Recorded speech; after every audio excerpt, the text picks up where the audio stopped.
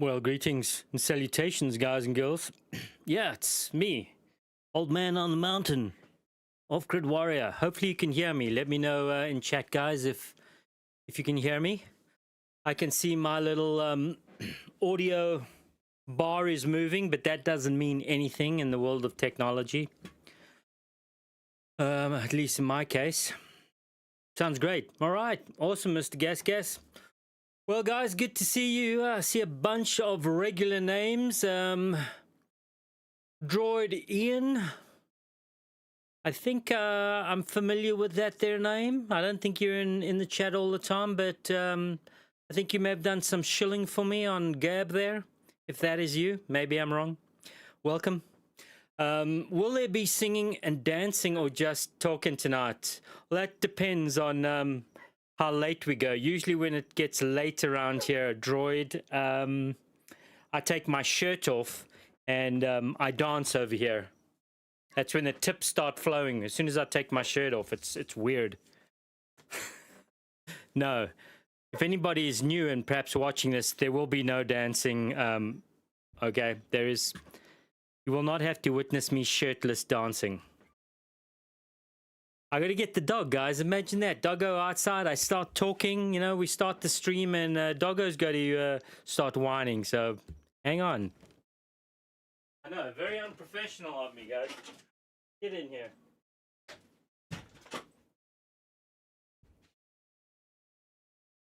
Yeah, so this is definitely the warmest day. No, no, buddy. This is definitely the warmest day we've had in a while. Temperature, it's 85 degrees outside and 84 degrees inside. So hopefully the computer doesn't overheat, guys. Hang on, I got to set up for Doggo here. Bear with me. I know, such an unprofessional stream. Ranger, why you really have created a monster? We got to put the Doggo blanket down for Ranger. You know, I'm not a fan of living in dog hairs. At least not sitting on them. So we put the blankie down and okay, get up. Come up. And up he comes. I know, it's terrible, guys. Yeah, so did I miss anything here? Oh, Mr. Gas. Beta RX 300. I'm not familiar with that brand. Beta RX. Interesting. What is that? I'm guessing some kind of motocross bike. Never heard of it, actually. Yeah, I'd kill for a little motocross, a trials bike up here. That would be awesome. Something secondhand, an old banger I could ride around the mountain and, you know, follow some of these deer trails I have around here. It'll be awesome. Do some mountain climbing. Right now I have to settle for the old quad that I have, the Suzuki two-wheel quad. It does the job, but a motocross bike would be awesome. That's awesome. All right, where was I? Yeah, so it's warm in here, and hopefully the desktop doesn't melt down. You know, as soon as I fire up this giant desktop that I built, it's got like a 1,000-watt power supply, and it seems to generate a lot of heat. So I've got all the windows open, with the exception of the window right here, which if I opened this window, you guys would probably hear the generator running. So we're as cool as we can get. I even put a bit of roofing, some corrugated roofing in the outside there against the window to stop some of the heat that was coming through there. I don't know if you guys can see the corrugated metal over there. So we're trying to bounce some of that late afternoon heat back out. But it's warm in here, and it hasn't even started to get warm yet. We're going to be in 100-degree days, 90-degree days, and there is no air conditioning in the cabin over here. And I find those hot summer days, if it's 100 degrees outside, it's 105 degrees inside. Okay, good times ahead, guys. Good times. Okay, what we got here? Tomahawk is in the house. Hey, Tomahawk, welcome, man. Good to see you, sir. Good to see some friendly names and some regular guys back in chat and hanging out. I really appreciate you guys. You know that. So welcome. We got a family plan. Family plan is in the house. Good evening. Is in the cabin, actually, the very warm and humid cabin. Good evening to you all. Good late afternoon. Yeah, it's you know, it's still beautiful and sunny outside. We got blue skies. It feels almost like I'm doing something wrong being inside. I do, after the stream today, I have to head down halfway down the mountain and haul up some water. I just ran out of some water, my drinking water, and I have a few containers halfway down the mountain. So we're gonna have to get those after the stream so we can do some cooking. Keith Howell, that's a new name. Good evening to you, sir. You can't burn your bridges if they are made of stone. Oh, that's a good one, Keith. That is a good one. I like that.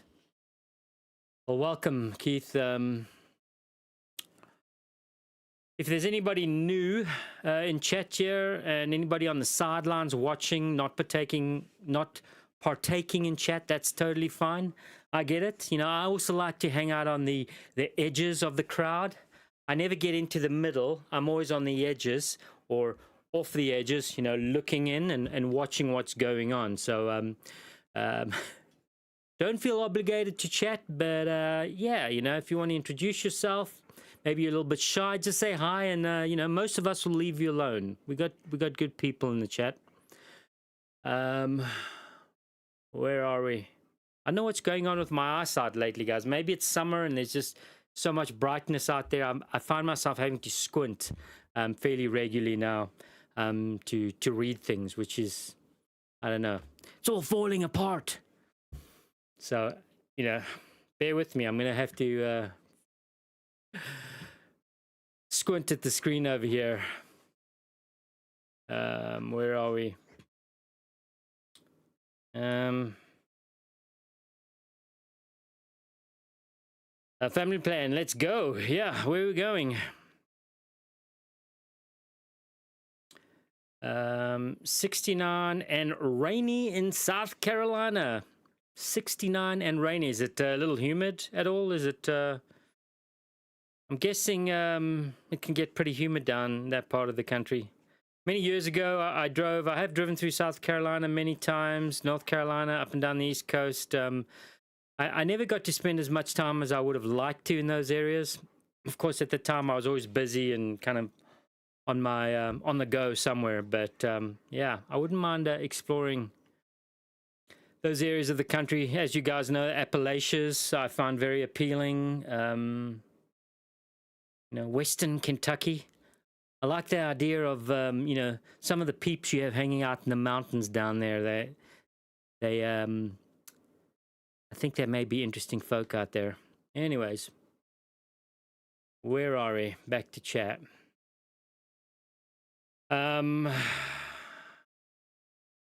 Beta RX. Oh, we're talking about motorcycles, family plan, I think. Yeah. Only Alpha RX will do. Yeah. Right. I'll definitely go with the Ada, with the Alpha before the Beta. Not talking about motorcycles though. Mr. Gas, Italian 20-stroke motocross. Italian 20 stroke. Is what is the other brand I'm thinking about? Oh, that's the Montesa. I think that's Spanish though. Montesa is a good trials bike that I'm familiar with, but yeah, the Beta is new to me. Just joshing, brother. Wow, I'm really behind on text here. I'm reading all over, guys. Tomahawk, got your DM on Gab. Oh, good. Yeah, I've kind of been offline or away from social media. I mean, there's been a couple evenings I've consumed some news and some podcasts, but as far as posting social media and all that, I was on a little mini break. Natal, hey, good evening, good late afternoon to you, Natal. Good to see you. Okay, where are we?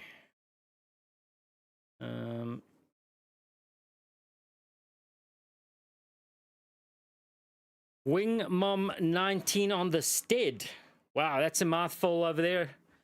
That'll be a hard one to memorize. Just found this while scrolling Gab. Hello from North Carolina. Another one. Well, Wing Mom 19 on the stead. I'm gonna have to shorten that to just Wing Mom. Welcome, mate. Thanks for stopping in, and yeah. It's nice to see some new names here, guys. Not that I don't appreciate you know, the stalwarts in chat, the regulars. It's nice to see new names now and then. Forgive me if I do forget your name, and we've had some conversations some time ago, and you know, I've got a lot of names and a lot of chat to attempt to memorize at times. Mr. Gas. Oh, 2-stroke fat finger. Gotcha. All right. Okay, so welcome everybody. I really appreciate it. I'm sure you've got much better things to do. You know, especially this time of the year. At least up here, you know, it's nice and bright and light outside till like 9 p.m. Well, we're not quite there yet, but we're on our way. You know, it's by 7 p.m. tonight. It's still nice. I find myself outside pretty often till like 9. So I appreciate you guys, you know, hanging out and coming to the stream. So for those of you that are new here, maybe on the outskirts, what we typically do on the stream is I record video through the week or weeks of just, you know, what I get up to up here on the mountain, you know, living off grid, completely off grid, no running water, no electrical power. I live off batteries and a little 12-volt cooler / refrigerator. And I try to keep things as fairly simple as possible up here. And so, you know, I basically shoot some video over the days and weeks, and then I put together a little video which we watch on the stream. Today's video, guys, 34 minutes. So I think we've done longer. I think the longest we've done was like 43 minutes. So this is kind of in the middle there, maybe on the long side, but not as long as we've done before. So 34-minute video today. We're going to watch that. If you have any comments or anything you want to say, or you think perhaps I'm a moron, or I don't know anything that I'm doing, or I'm going to kill myself, just joking. Please feel free to put that in chat. I do enjoy constructive criticism, or if you know a better way to do things than I'm doing them, let me know. I'm quite open-minded in some ways. In other ways, I'm very close-minded. All right, so that's the plan. We're gonna fire up the video, guys, and get going here before I melt and my PC potentially melts in this heat. Actually, it's not even hot yet, guys. It's gonna get way hotter. Oh, we're 85 outside and 85 degrees inside now. We've gone up a degree since I've been talking. Ranger, stop. Not a fan of dogs licking feet, so every now and again he tries.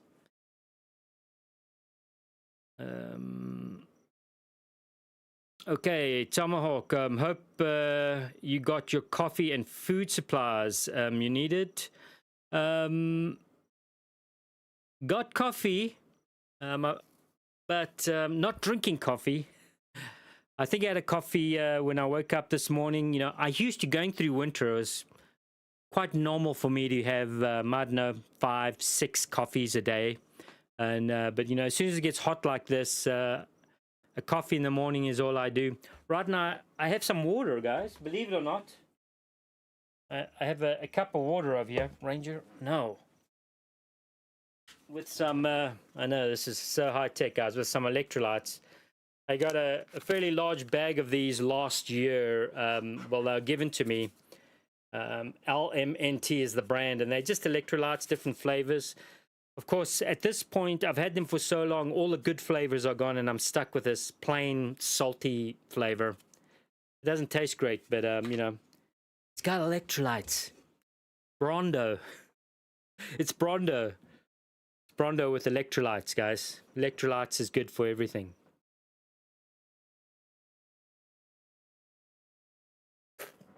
Awkward silence on the stream. Yeah, does anybody know what Brondo is? It's yeah, let me know if anybody in chat knows what Brondo is. Okay. Yeah, and so Tomahawk did manage to pick up some food. Not as much as I would have liked to. I had to pick up some gas, and I don't know if it's just me, guys, but has pricing come down or has it gone up in grocery stores? I mean, I don't go too often, but it does seem that every time I go, I walk out with like 3 bags for $100. You know, 3 grocery bags, and it's like $100. And the fanciest thing that I may have in there, if I'm really lucky, is some cheese. And it's not even the good cheese. I don't know. It just seems like prices have not plummeted at all. Anyways.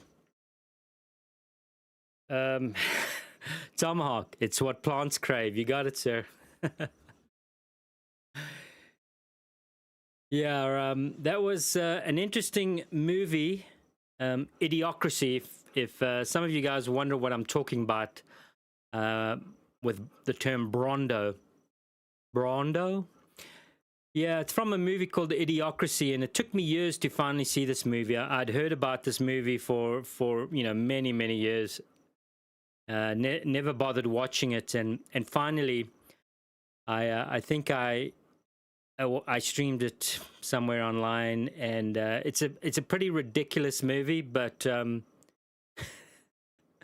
it does give one a little insight into the potential future. You know, the end result of people getting dumber and dumber, you know, staring at their phones, watching, you know, cat videos, and listening to social influences, social media influences. You know, what may happen to mankind if we continue down that route.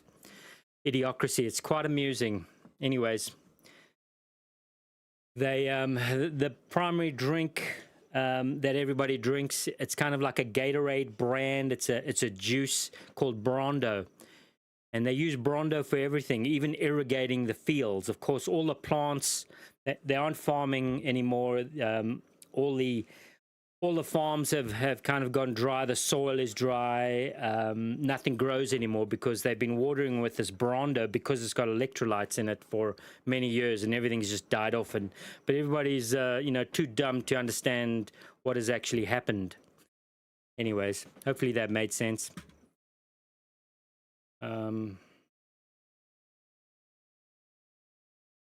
Okay, Joseph Blommeister.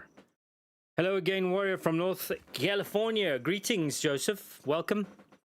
Thanks for swinging in. Tomahawk, it's what plants crave. Okay, yep, got that. Family plan. It's what OGWs need. Yeah, I've been looking for the good brand for electrolytes for my bug out bag. Yeah, I find I've never really been one for, depending on, things to put in my water. I'm fine using water, but I will say though that especially come summer up here, and when you're out walking or riding or climbing these mountains here, at the end of the day or at lunchtime, to get some electrolytes in you is goes a long way. And so again, I didn't buy these. They were given to me a year ago, last year, and I got quite a big bag of them. But I'm down just to a handful now, and they're the plain salty ones, unflavored. Yeah, it's good. It's good to. It's one of those things, if your bug out bag can accommodate some electrolytes, it's a good thing to have for sure. Mr. Gas 259 here in SC. 259. That sounds pretty good. Documentary is more like an idiocracy. Okay, yeah, it's more like a documentary, Tomahawk. Yeah. Sad, Tomahawk. Natal, what? 259. Awesome. Wish to have here in Idaho. Yeah, I don't know what I'm paying. I should know. I bought trying to think what I paid for gas. It was definitely more than 259. Well, I guess you are probably closer to some refineries there, Mr. Gas.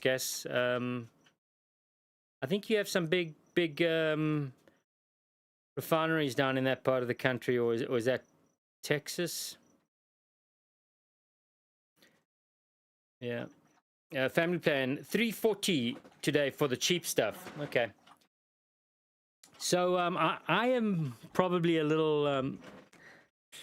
I kind of spoil myself with gas, guys. When it comes to gasoline for my generator, I only put in the ethanol-free. Well, gas for generator and gas for chainsaws only get the ethanol-free.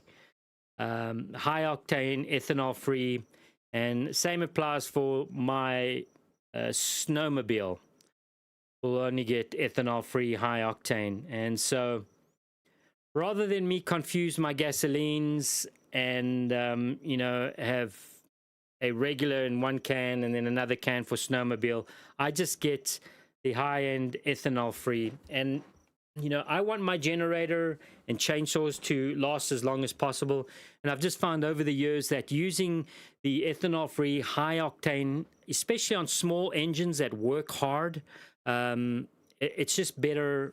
I think you get better longevity out of your motor. It runs cleaner. There's less issues, etc. So I unfortunately, that's probably why gas is always expensive for me, because that's what I get. And of course, now that I have a van, guys, I don't know if I've announced this yet or mentioned it. Some of you may know, but I do now have a running vehicle. I have my Astro van, which is now running. The pickup truck is just off the list of me thinking about right now, but I have one vehicle that runs. Of course, it's just now another engine that needs to be fed with fuel. So Today I actually was hoping to get to church. I got last week for the first time. Got to church for the first time since last year, and that was nice. But unfortunately, there just wasn't enough gas in the tank today for me to get to church. Or I may have just got there, but then I would have been in a spot of trouble to get home. So yeah, that is another engine that needs gas. I know these really are princess problems, guys. I know they're not real issues.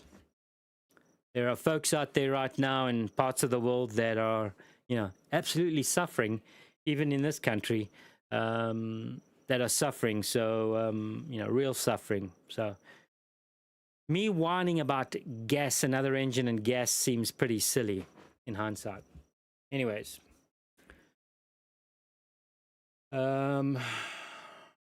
Yeah, Kevin, that is a smart stay away from the ethanol stuff.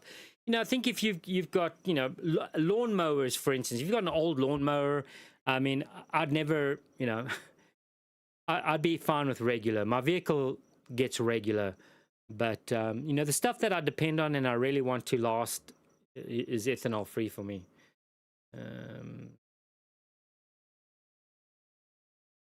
Did I miss anything there? I need to squint now. I need to figure out how to get this text larger on my screen. Oh, that's a bit better. Okay. Keith Howell, unleaded petrol or gas, as you call it, is 168 Australian or 108 US dollar. Wow, that's considerably less. So Keith, you're sorry, did I miss something? You're in Australia and you're paying 108 per gallon, per liter. Mr. Gas, refunds are down around the Gulf Coast. 100% agree. Pure gas for all small engine. Okay, in ounces. Mr. R.D. Ferd, 276. Okay. Oh my, Joseph, with all due respect, sir, I don't know. I spent many years ago some time in Southern California, Escondido, San Diego, and that was quite an eye-opener for me. 6-lane highways running either way, traffic jams, the afternoon commute in and out of cities. I mean, bumper to bumper. I don't know how much of California exists down there. At least in the large metropolitan areas, there's no ways I could do it. $6 a gallon in California. That's insane. Absolutely insane. Okay, guys. Well, we can always chat after the video. Let's get it started. Like I say, this one is 34 minutes. And let's just say, if there's any ladies in the audience, this might not be interesting to you at all. There's a bit of chainsaw work today, and nothing super technical, but for some of you guys, you might pick up a thing or two. I love working with a chainsaw. I love working with logs. That's probably it's probably in my top 5 hobbies or things to do that put a smile on my face is chainsaws, trees, and logs. So there's a little bit of that in this video. And I try to cut it down as much as possible. So yeah, if you want to see some chainsaw technique, of course, this is not a safety course on how to use a chainsaw. Don't actually, guys, let me start this video off with saying, don't do anything that I do with a chainsaw, okay? I am not a safety Nelly, okay?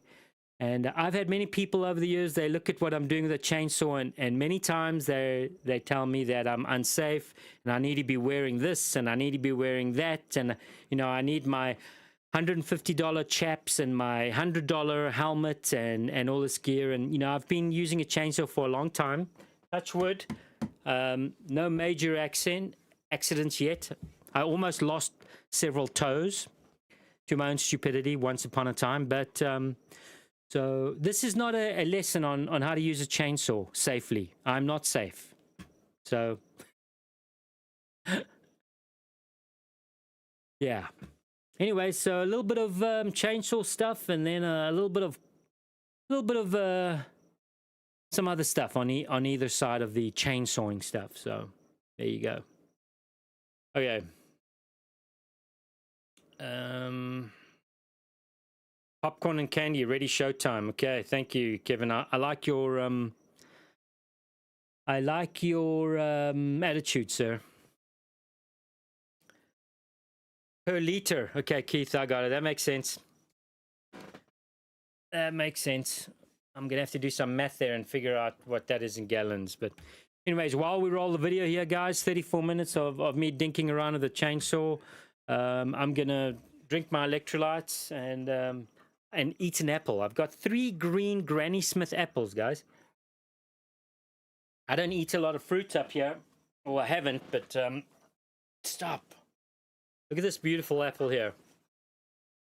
I'm not sure if you folks are aware, but there's certain things that are quite difficult to get around with, it, particularly in the States now and buying groceries.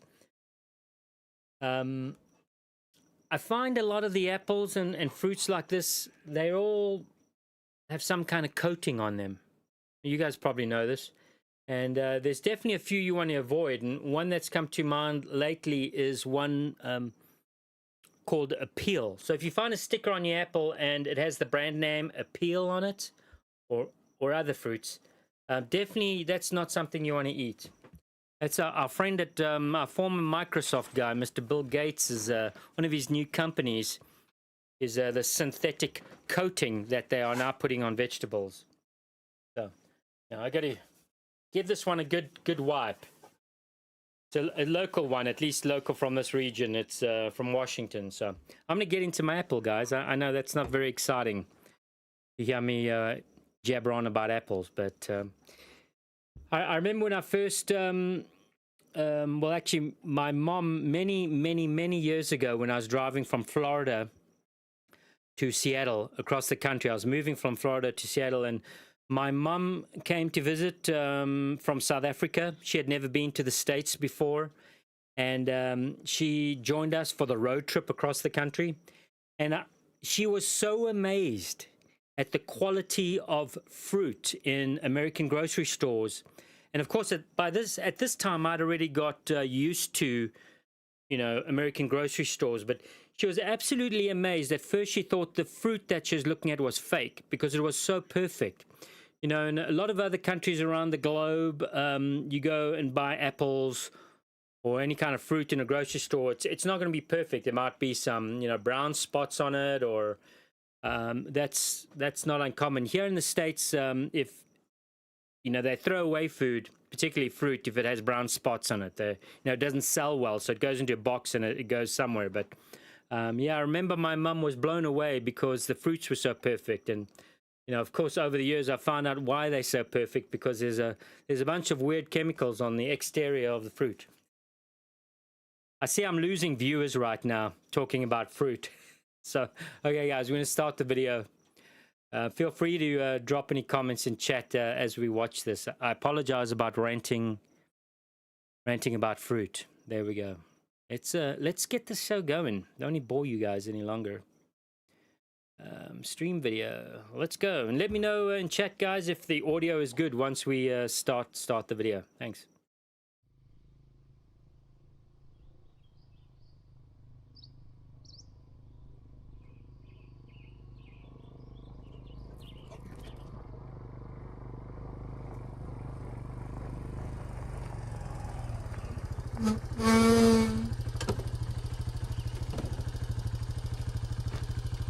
Well, greetings and salutations, guys and girls. It's me, the off-grid warrior and ranger. There he is. Well, it is, I don't know, I think it's Thursday morning. And right now, Ranger and I are going to be heading down the mountain. We have a chore that we need to help someone out with. I don't know, it may take a couple days. We're going to be cleaning out a little area that's going to be used by some campers. I think there's a little bit of chainsawing that'll need to be done, and basically clearing out a little bit of ground to make it habitable for some campers, make a neat little spot. So we're going to be doing that today. It is a beautiful morning, and it's probably going to be a great day. I didn't see any rain on the forecast. We've had a few days of drizzle, minor drizzle. But otherwise, the last week or so has been fairly nice. We had a bit of a kerfuffle last night. I think we had some coyotes near the cabin, so Ranger was a little perturbed all night. So I'm probably lacking 3-4 hours of sleep. The Ranger's whining all night long. Come on, Ranger, let's go, bud. So yeah, let's get to it. Enjoy the day. Ranger's excited. Cheers. Okay, so this is a little work zone for the next couple days. I got the tractor, I got the tools, and what we're going to be doing here, guys, is cleaning this little peninsula up over here, turning it into a little camp, a neat little camping spot. There's a few things that need to happen. Obviously clearing of it. We need to make a suitable bridge over there, and then I have a little finger or peninsula over there. We'll go have a look. That we need to clean up and turn into a little walkway of sorts. You can see this little temporary bridge that's been put up here. Not ideal. I think we'll be making a little fire pit over there. And cleaning up this little peninsula over here so that folks can walk down here. Good one, Ranger. Really quite a nice little spot here. It'd be great to perhaps put a chair at the end over here and just sit and enjoy nature. So we'll get this all cleared up over here.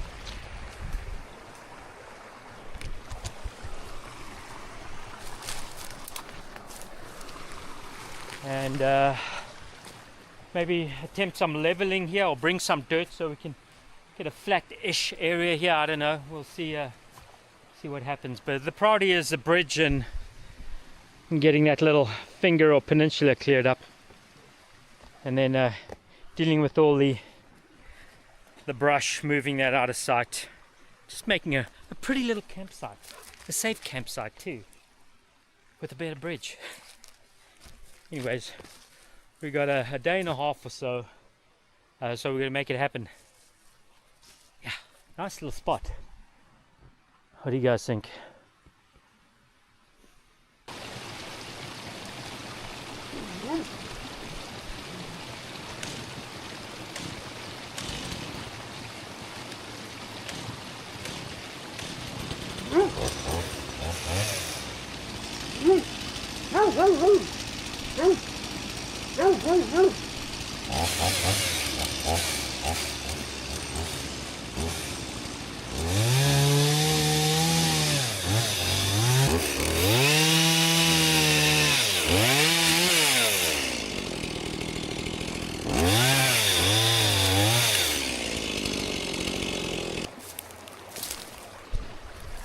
Ah, there he is. Try to keep tabs on this little booger. Hey, get you stay nearby, buds. Otherwise I'm gonna have to put you on a leash. Okay. More cleanup and some trimming. I think we're getting there.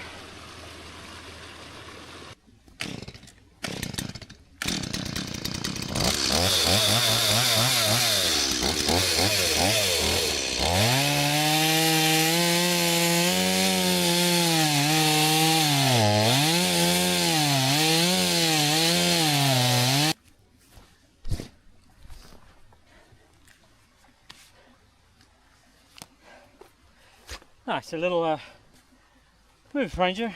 I'm demoing my little table over here. Nice place to put my milkshake right there while I watch the fire. Nice. Okay, so I went shopping for a log, and this is what I found. The idea is to use it underneath the logs right over here, just so we can lift this up and get it somewhat level.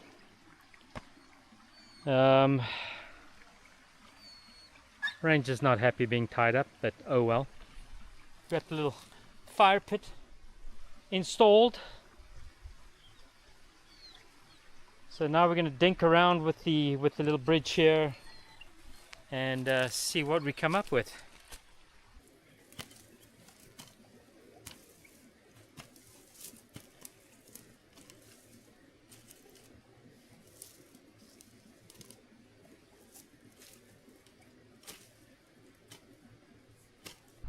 So we got a little bit of rock out there just to help stabilize and you know, minimize as much as possible contact between the log and soil. You know, again, this is not meant to be a 100-year structure, so we want it to last more than 10 seconds. So rock will help keep it off the ground somewhat, and also prevent it from rolling forward. I think. Fingers crossed.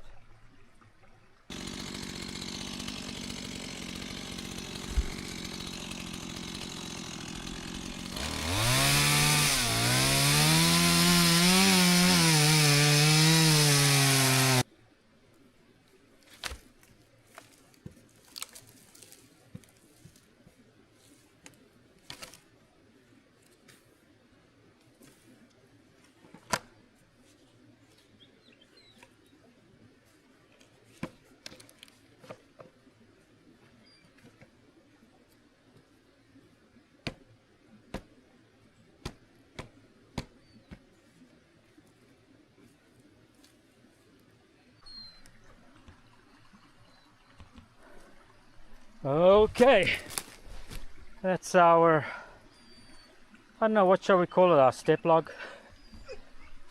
Start of our bridgeway.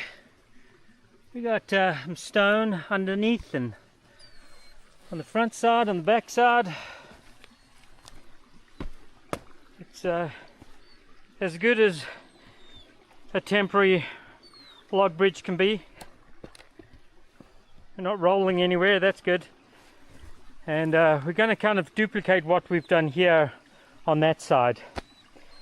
And I wish these logs that I had here were, you know, 2 feet longer, or at least a foot longer, but we're going to work with what we have, and fingers crossed, hopefully it works. So I'm going to go find another little log, not quite as big as this, for the other side, something a little thinner. Let's go do that now.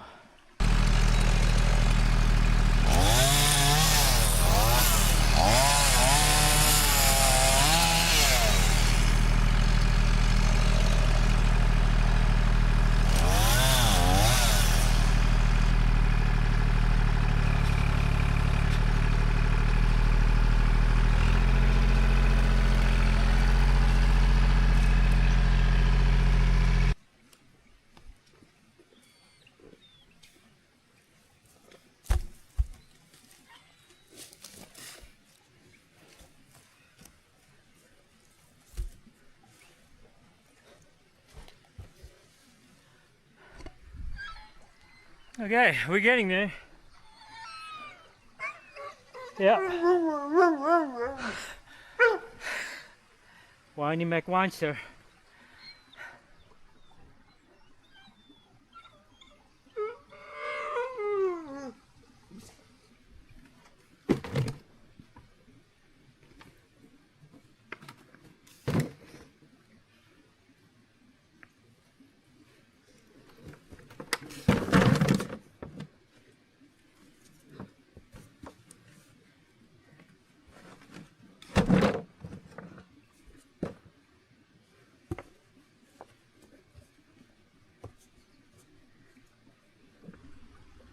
Okay, finally we found the chalk. So what I'm going to do now is I'm going to use the chalk to mark these top logs on either side.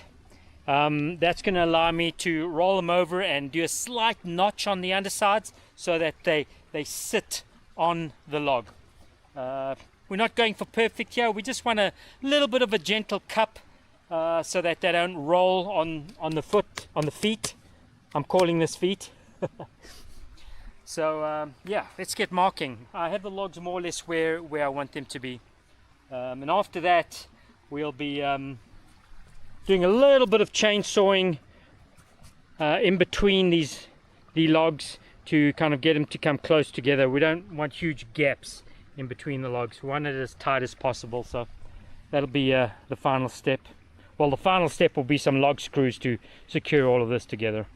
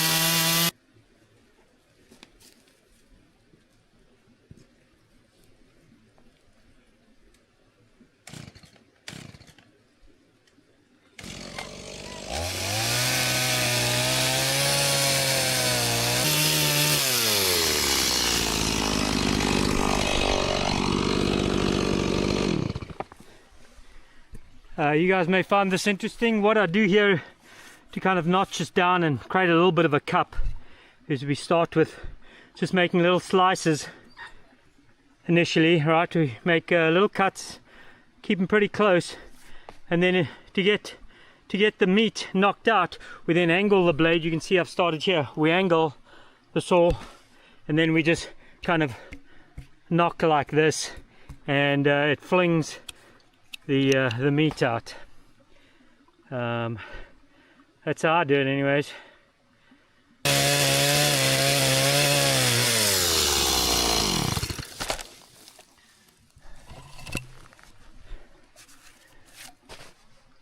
Okay, getting there.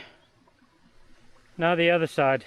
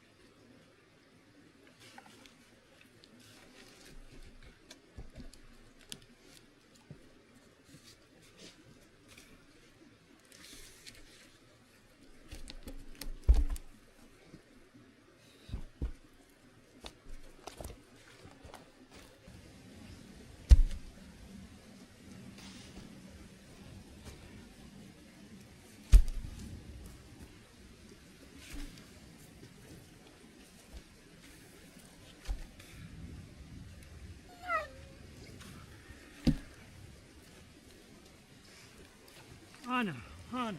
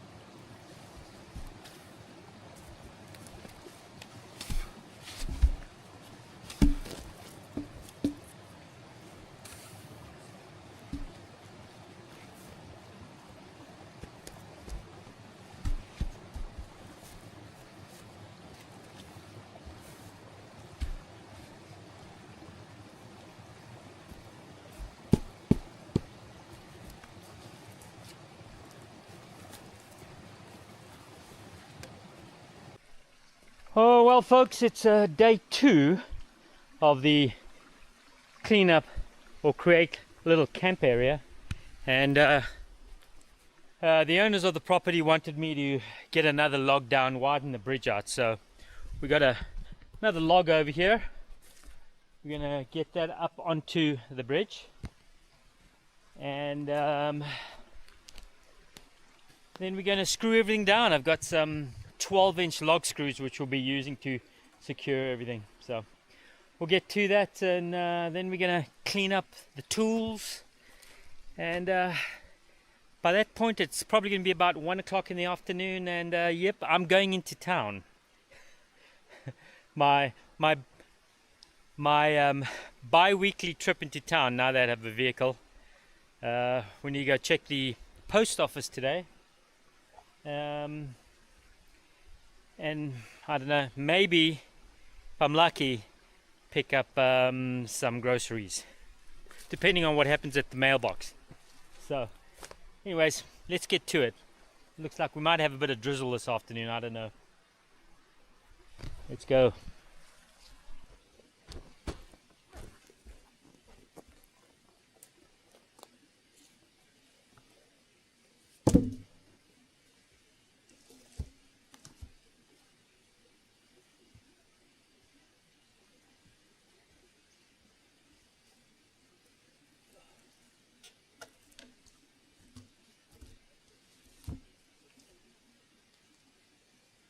Oh boy, this piece has quite a bow on it. That's unfortunate.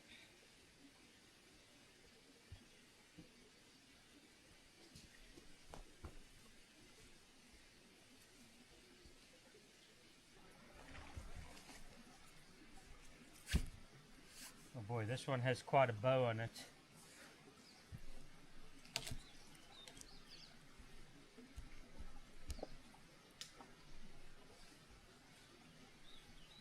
Well, we're going to have to do quite a big notch on this one to get it to be as level as the others. But that's okay. We'll make it work. Doesn't really go any other way. There's just too much of a bow in it. So the bow we're going to put on the underside.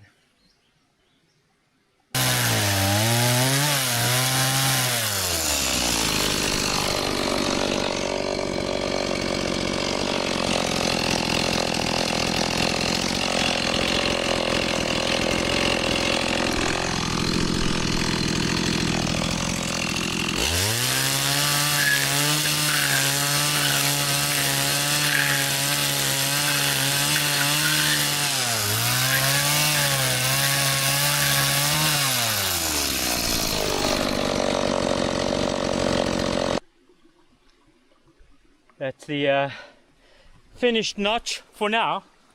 Once I roll this log over, we see how it fits.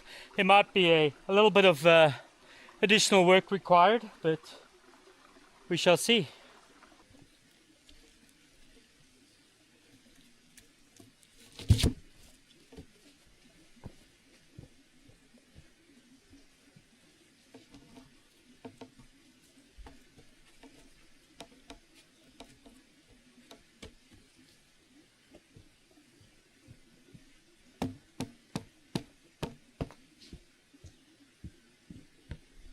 Somewhat level on this end. I think we might drop notch a little bit more on that end. Not much, just to lower that end down a bit. And then as you can see, we've got a bit of a bow in this log. So once we get the height right, I'll use a chainsaw in between here to try and take a bit of meat off the curve on this, so we can move it tighter, get it closer to the rest of the logs.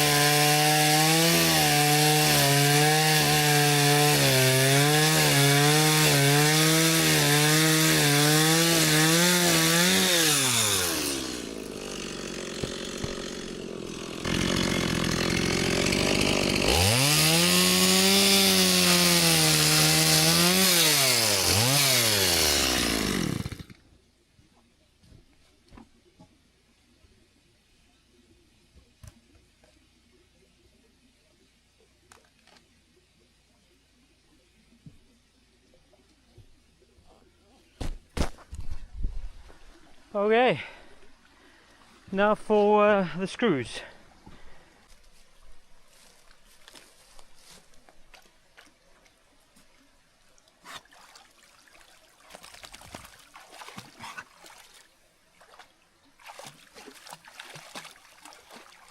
Well, somebody just had a run.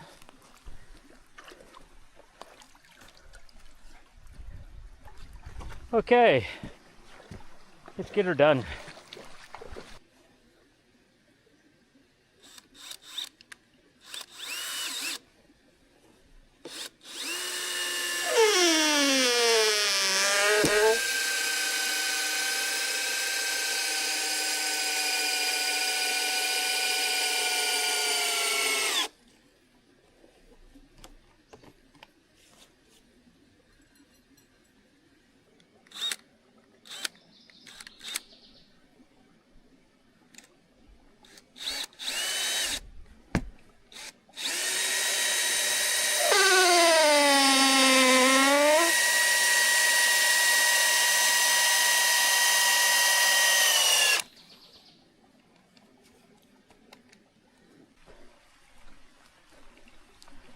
Okay, that's all she wrote, folks. The bridge, the fireplace, and the bench done. And of course our little peninsula here to walk down and, I don't know, pop open your little camp chair over there and just be on your own little peninsula in the woods, surrounded by creeks and running water. And of course this is going to be great in summer, guys. I'm going to be down here for sure. Little swimming hole, those 100-degree days. I think Ranger and I will be found right here. Okay, nice. I think on that note, we're going to get out of here and get to town. We're into the afternoon, so I got to do that least favorite thing: go to town. It's definitely getting worse as the years roll on here. I'm just I can feel the anxiety starting to build, knowing that I have to drive into town. Let's get it done.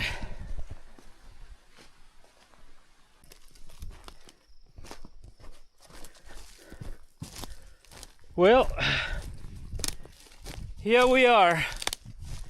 We got to town, and I'm just looking at this trail over here. A bit of a well-worn deer trail along here. Rangers on it, and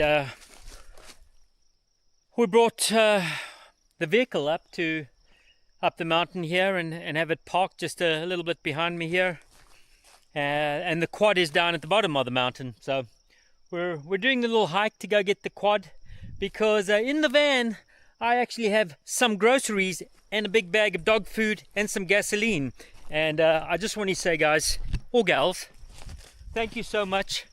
It was a pleasant surprise to get to my mailbox, not only find a bag of food for Ranger, but a nice card from you know who, which has really helped out a lot, guys. So I just want to thank you. I'm not sure who sent the dog food, but thank you so much for that. It's definitely one less item I had to get at the grocery store. Again, you know, it's always a matter of, you know, what am I going to be able to get? What can I afford? You know, it's either like dog food, chicken food, or gasoline, and if I'm lucky, some food for myself. But I just want to thank you guys. I'm rambling on a little bit right now, but thank you so much for those of you who helped out. Mind blown. So we're heading down the mountain. I got the van up at the top over here with those items in it, but the quad is at the bottom of this valley. So Ranger and I are doing the walk down the mountain to go get the quad, which will help me haul the gasoline and groceries up the mountain and the dog food. So yeah, it's just a beautiful day. It's cool. I don't know if you guys can see, there's some moisture in the air there, some light rain. I don't know if it's heading this way or if it'll even hit. Some rain clouds over there. Nothing too serious. It is tick season, and I am a tick magnet, as I think I've mentioned before. I've already found a few ticks on me, and I wasn't even rolling around on the ground. So, gonna have to, I was thinking of, I think I may have some tick shampoo for Ranger. I hope I do, I think I do. Gonna have to give him a wash. He hasn't had his wash since last year. He probably needs it. And he did roll in some coyote scat a few days ago, but we gave him a little wash in the creek at the bottom here. But he does need some shampoo. And I think I have some tick shampoo underneath the cabin. Well, we'll take a look. But anyways,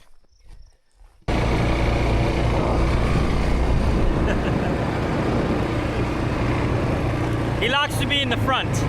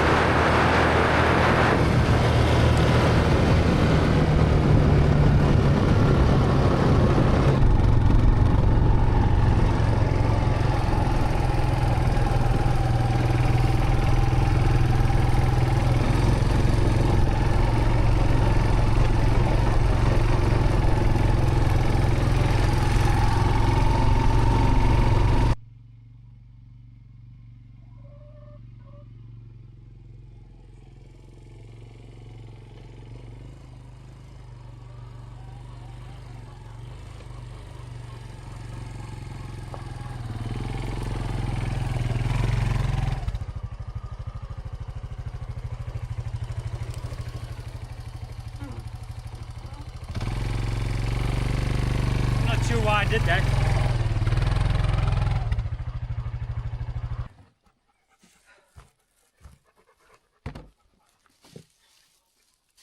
Well, we still have some stuff in the truck. I think we'll deal with that tomorrow. Kind of feeling poop today, I'm not sure why. But what I do know is I want to have a shower. Barely lukewarm. No! Haven't had great sun today. Anyways, don't care. I'm gonna have a shower and I think it's about 4:30 right now. Shower, rustle up something to eat, and then I think bed. Yeah. Again, not enough sleep last night, so I'm just feeling wiped out right now. I think tomorrow's Saturday, so stream day tomorrow or Sunday. I'm not sure. We'll just have to see how things work out. But anyways, on that note, yeah.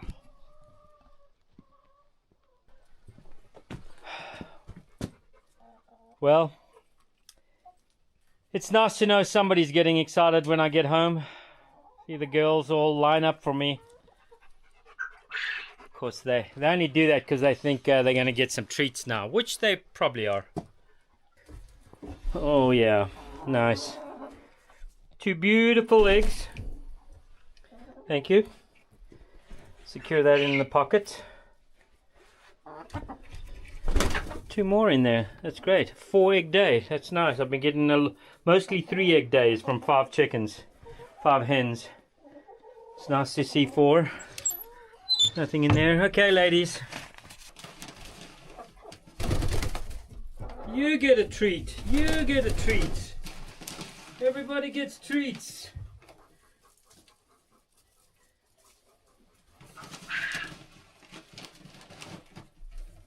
I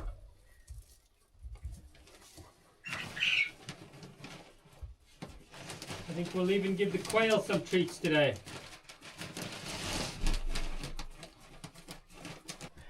Okay, quail. Get it. A bunch of eggs in here I need to get. Okay.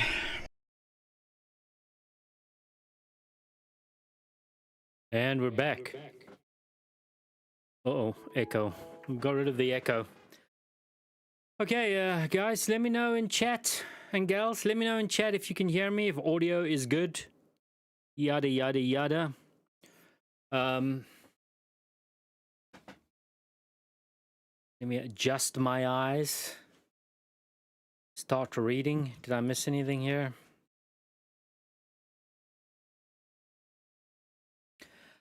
Okay. Yes. So, Mr. Gas. Okay, audio is good. Yeah, Mr. Gas. It just dawned on me when you asked me about that deposit. I don't think I reached out to you. I think you may have had a question for me. It just dawned on me. Yeah, I didn't reply to you. I think there's a question in with your PayPal. Don't know if that's you. I will after stream. I will look into that and see if I can resolve that or get you in that membership loop. You know what I'm talking about. I apologize. It just dawned on me. I did not get back to you on that, so I'll do that after the stream. And yeah, Tomahawk, I thank you, sir. I did. I do really appreciate that. It was a nice card. I need to get a pen and paper and do some writing here. Yeah, I know where there's a pen. Do I have paper? I have paper somewhere. We'll have to find the envelopes and stamps. Yeah, but thank you, guys. Okay, hopefully that made sense to you guys. Family pan, look cool. Are you talking about my sweet little move over there? Yeah, I did that totally for looks. Yeah, I don't know what I was thinking. I was going to park the quad up in a different place, then changed my mind. But yeah, I have 2 little parking areas depending on the load. Droid Ian. It is Ian, right? There's that an I, Droid Ian. I feel bad. I didn't recognize your accent before. You mentioned your mom is in SA. You must speak Afrikaans. Droid, yes, I do speak Afrikaans. It's not my, or it wasn't my first language, but I can speak it. I'm probably out of practice now, but I can definitely understand and speak it, and you know, converse in Afrikaans. It's been a while though. Now, languages is one of those things that you can lose it after many years. I used to actually be able to get by with French. I spent some time fiddling around in France, and of course, now if you ask me to speak French, I can still pick up and listen in on conversations here and there, but yeah, I'm definitely out of practice. Afrikaans has been even longer, so.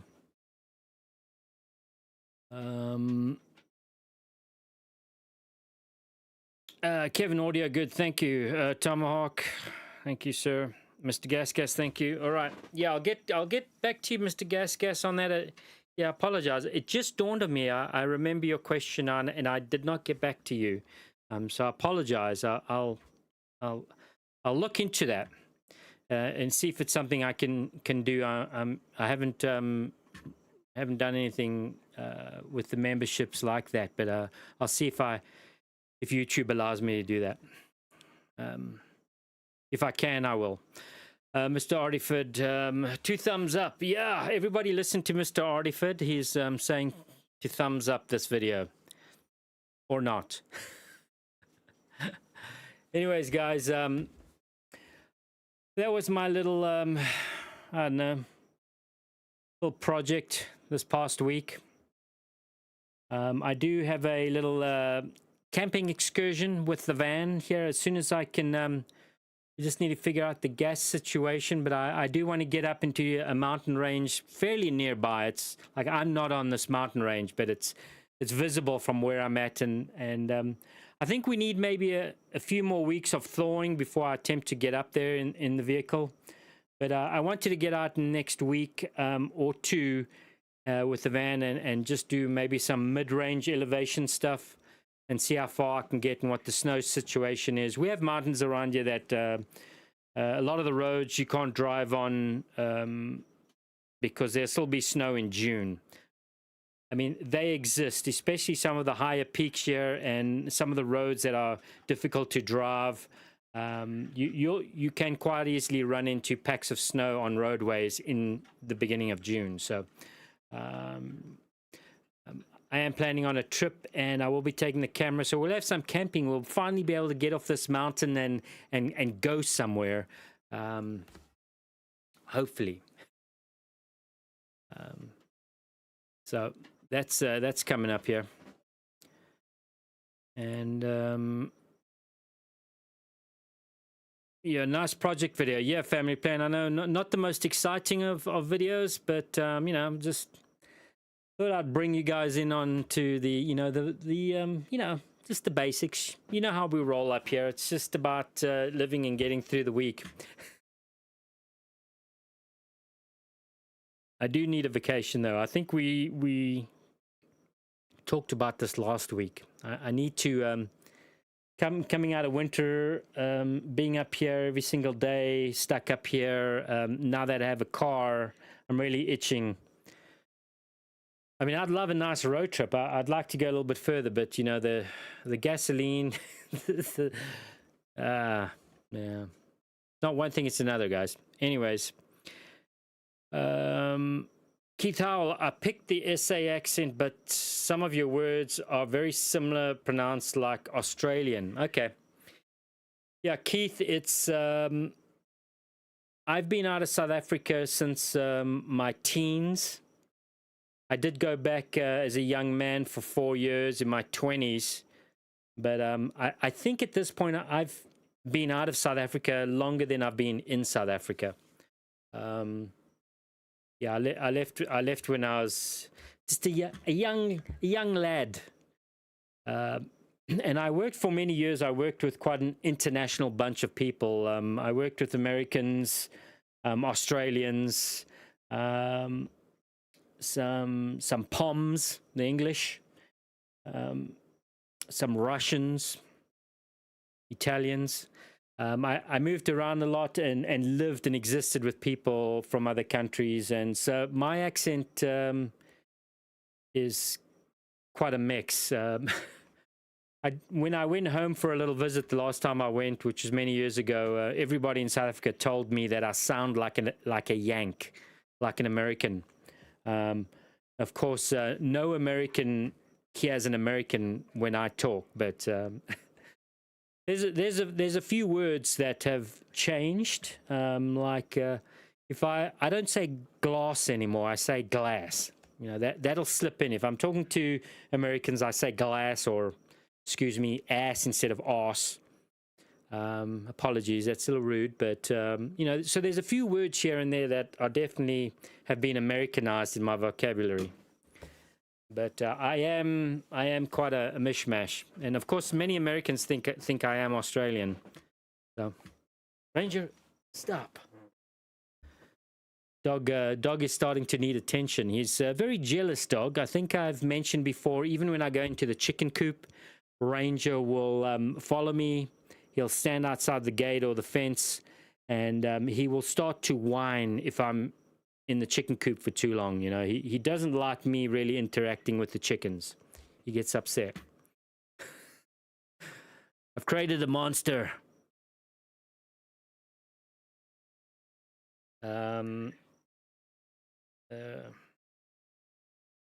Droid, you were thinking either Australia or New Zealand. That's pretty. I get that a lot, Droid. I get that a lot. Kevin, a little fishing trip and some camping, change of scenery. Yeah, Kevin, it's definitely needed. And I would have already done it, but there's been some like finance juggling and prioritization, and so it just hasn't been there. Well, I'm gonna just gas up the van and disappear. It just hasn't been a priority. It's a mental priority. It's just not a pocketbook priority right now. Mike P47, you're new to the chat.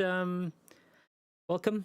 Howdy OGW. Finally caught one of these. Well, Mike, okay, thank you. It's good to see another name in the chat over here. What else you got? You're glad to hear your van is running. I sent you some electrical diagrams for your truck back in winter. Okay, yes, Mike. I remember now. Yeah, I fiddled around with the truck, and I essentially gave up on the pickup truck. I'll be honest with you, I don't think...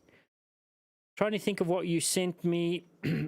I think I went and looked around at wires, looked if there's anything hanging, any plugs hanging, anything disconnected, and didn't find anything. But I appreciate your efforts there. Yeah, so the van's just been sidelined now. I did manage to get I have an Astro van, sorry, the pickup sidelined. I have an Astro van, which I just, 2 weeks ago, finally got fixed. I had to take it in to a garage in town, and was able to get it serviced and get a new steering pump on it, oil hoses and some O-rings. So the Astro van is running, but the pickup truck, I'm just kind of sidelined for now. Some folks have mentioned that I perhaps sell it to try and generate some income, but I'm a little reluctant to do that, guys, because a pickup truck in living this kind of lifestyle, when you live in a mountain and, you've got to cut your own firewood and, heat yourself in winter, having a pickup truck is kind of key for getting up and down mountains and hauling wood. I don't really want to do that in the Astro van, so I'm holding out for getting to a point financially where I can perhaps go to the next step with a pickup truck. Okay, but yeah, thanks for your efforts there, Mike. I do remember that. I appreciate that. Mr. Artiford, what did you fix? Get the van on the road. So there's an oil hose, a brittle, cracked oil hose, and O-rings on either end that needed to be replaced, and then the steering pump was leaking and just needed to be replaced. I discovered the leak. I knew something was leaking there. Initially, I thought it was oil, but oil. Well, yes, it turned out to be oil was leaking out and steering fluid. So, yeah, a new steering pump was put in. So that got me back up and running again. So yeah, fancy man now. I've got a vehicle.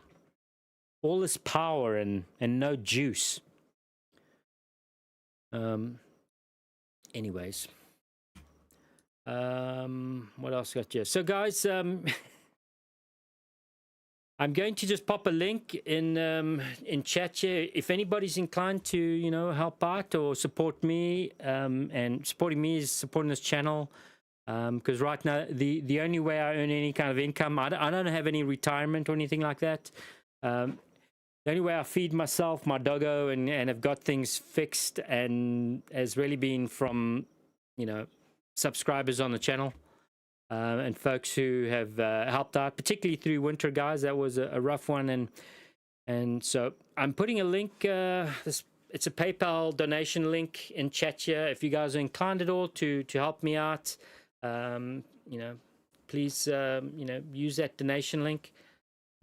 I very much appreciate it, guys. I mean, without the handful of you that have helped me out with some donations here and there, and sent dog food, and chicken snacks, it would have been even more of a struggle just getting through winter and now. So yeah, I do depend on these chats, believe it or not. What's up, Ranger?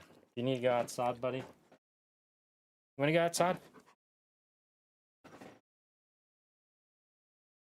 Do you need attention now? Is it your time now? Anyways. The joys, guys, the joys. Anyways. Where were we? Any more questions on the video today? Anything you guys want to discuss, chat about, bring up? Any craziness going on the globe that's safe to talk about on YouTube? You know, there's so many things one cannot cover on YouTube anymore, which is fine. I mean, I've accepted that there's certain places you talk about things and certain topics you don't talk about in those places. But yeah, Ranger, sit. Stay. Yeah, I've got the whole sit is he's learnt now. Sit. I've done this since he's a pup. Just sit, and he'll sit, and then the stay, and that's about it. And it's quite painful for him to stay for any length of time. He doesn't stay very long. Whispering Vines Studio, good evening, everyone. Well, Whispering Vines, good evening to you. You missed 34 minutes of me being very dangerous with a chainsaw. Well, actually, I wasn't, but yeah. Mr. Artiford, glad you got wheels again now to make biofuel. Yeah, wouldn't that be cool? I'm trying to think of what's that? A wood gasifier. That's right.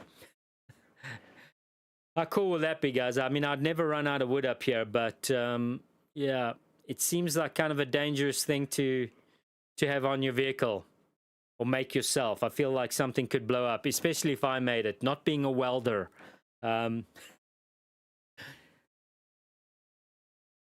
think who was it back in the 40s, might have been earlier 30s, that there was a viable vehicle or vehicles made that ran on as wood gasifier engines, and I think a few were produced, and then like so many other things that are good but free, they disappear, or the inventor dies, strategically dies or is murdered.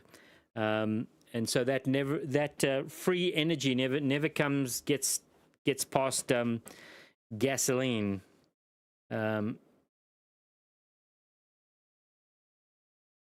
Yeah, I've actually seen some. I think it might have been the 30s or 40s that there were vehicles running and manufactured with running on wood gasifier motors. I'll have to look into that again. It was a while back, but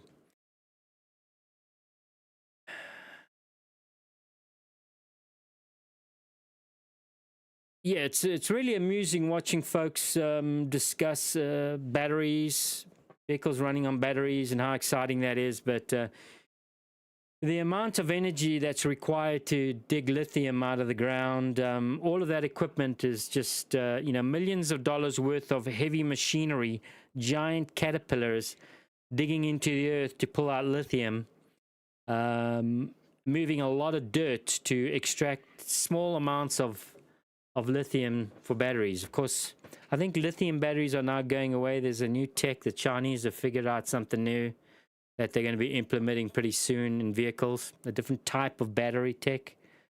But, the equipment required to pull these rare earth metals required in batteries, we're still talking about giant caterpillar, heavy machinery running on gas and diesel.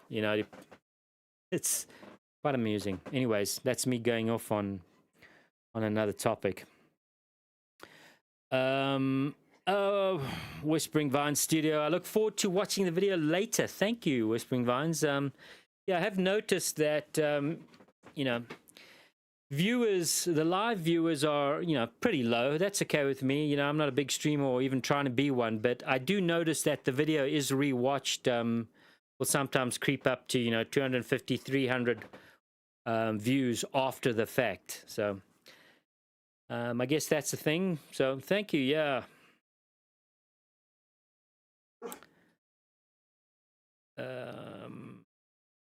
Mike P47 went in the water.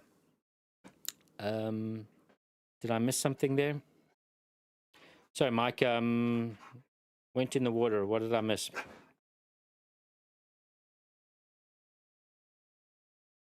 Kevin, like the hydrogen carburetor. Yeah, hydrogen fuels using water as a fuel. Yeah, I think that technology has been proved possible. It's kind of bringing these ideas to mainstream and really getting past the gasoline lobbyists, the energy lobbyists who really want to keep things like gas and oil being numero uno. But I don't know, we'll see. We shall see.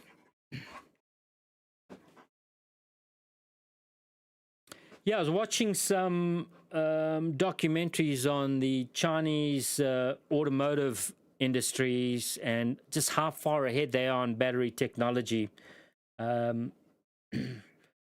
mean, they really are pushing out vehicles for, the man on the street. I don't consider Tesla a vehicle for the man, your average man on the street. It's just not, guys. And I don't know, are there any electric vehicles being manufactured in the States or in Europe that are for the man, your average guy, middle class? In China, they're pushing out affordable vehicles. They have vehicles, I think, that could sell for as low as like $18,000 or $20,000 US dollars, that they aren't allowed to sell in the States or anywhere because they're so cheap. But we shall see. It's interesting technology and battle playing out.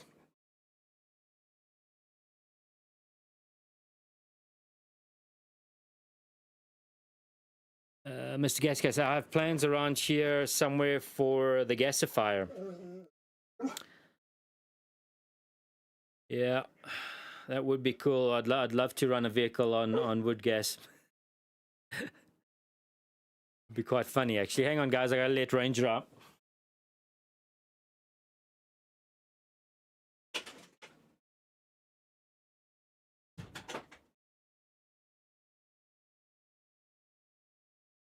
it's actually just going back to, you know, the Chinese automobile market and batteries.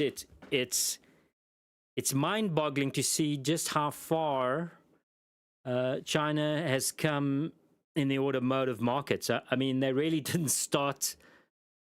They didn't start very long ago, and they now pretty much lead the world in I think volume of electric vehicles that are manufactured every year. They are selling more electric vehicles than any Western car manufacturer, and you know, these are automobile manufacturers that have been around, you know, for a long time. I mean, how long has Ford been a thing, or Volkswagen?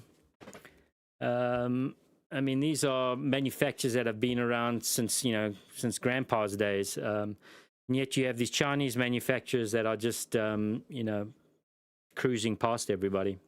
Quite interesting. Okay, where was I?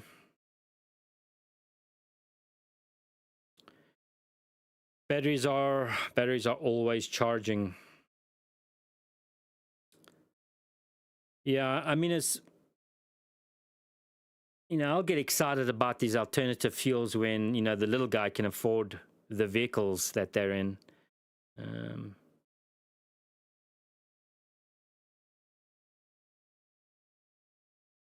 Mike P47, 2 posts above that one. Okay, I apologize, Mike.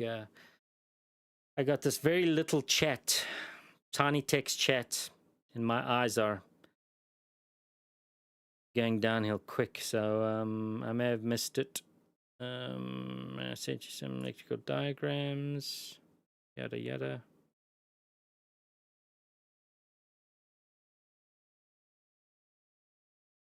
Come on. Sorry, guys, for the silence. I'm trying to scroll here through chat.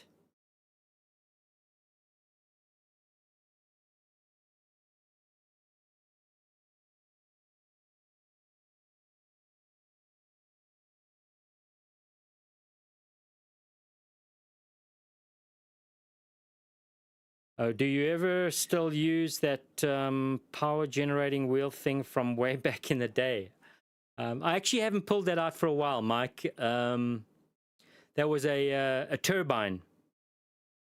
Yeah, guys. So I had this little turbine that you would put in a flowing river or a creek. It was just a small little as a hydroelectric turbine, and so you'd put this little look like a fan, a desk fan. You could submerge it in water as long as there's flowing, running water. You want some fast running water, and as it spun up, it would generate 12 volt or DC power, and it was built for you know, camping scenarios or off-gridding or emergency situations, and it produces a good solid 13, 14 volts, and it just keeps spinning as you have this little turbine in the water. So yeah, maybe I'll get that out this summer and do some camping with it and show it again. It actually comes with these fan blades that you hook up to it, and it becomes a wind generator as well. And I actually never got to doing the review on that, so I should possibly do that.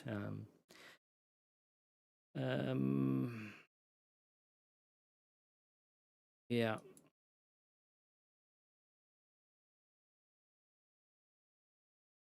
Anyways. Yeah, seriously, Nita, I need something with bigger text. My goodness. Mr. Artiford, Eustace Conway on Mountain Men made a Toyota truck. Yeah, okay. I actually, I vaguely remember, I think I watched, back in the day, I may have seen a couple episodes of that Mountain Man show. Somebody recommended it to me, and at the time I didn't have a television, and I think I was... where was I living at that point? I think I might have, that might have been when I had my little shelter, winter shelter log build. Somebody said, mentioned that show. Yeah, so, yeah, I remember that guy, and I may have watched that. Yeah. Didn't it blow up or something at some point? Yeah, that's one skill that I would like to have is welding. course, that would require buying a little welder of some sort. I've noticed they have come down in price. I see all kinds of welders, particularly on Amazon now. There was a time where I was looking at buying a welding machine, and they've come down in price. But not being a welder, I've done a little bit of TIG stick welding back in the day. But yeah, those units have come down in price. It's a good skill to have, guys, especially when you're I mean, it's a skill when you live out in the boonies. It's a good skill for yourself, and it's a good skill to perhaps earn some money with. You know, the two areas I could probably earn money with, I have no skills in, and that's electrical and mechanical. I would say the best advice I can give any young man or family wanting to go and just live a more, I don't know, off-grid lifestyle with less, and just perhaps focus on family and just focus more on living rather than all the distractions out there. A valuable skill to have would be mechanical, electrical, and construction. With those, you can pretty much find work for the most part. Work for yourself, earn a living out in the boonies, servicing rural folks. Yeah. Family plan. Sadly, it seems... Wow. Sadly, it seems no new vehicles available in the States is affordable for the average man.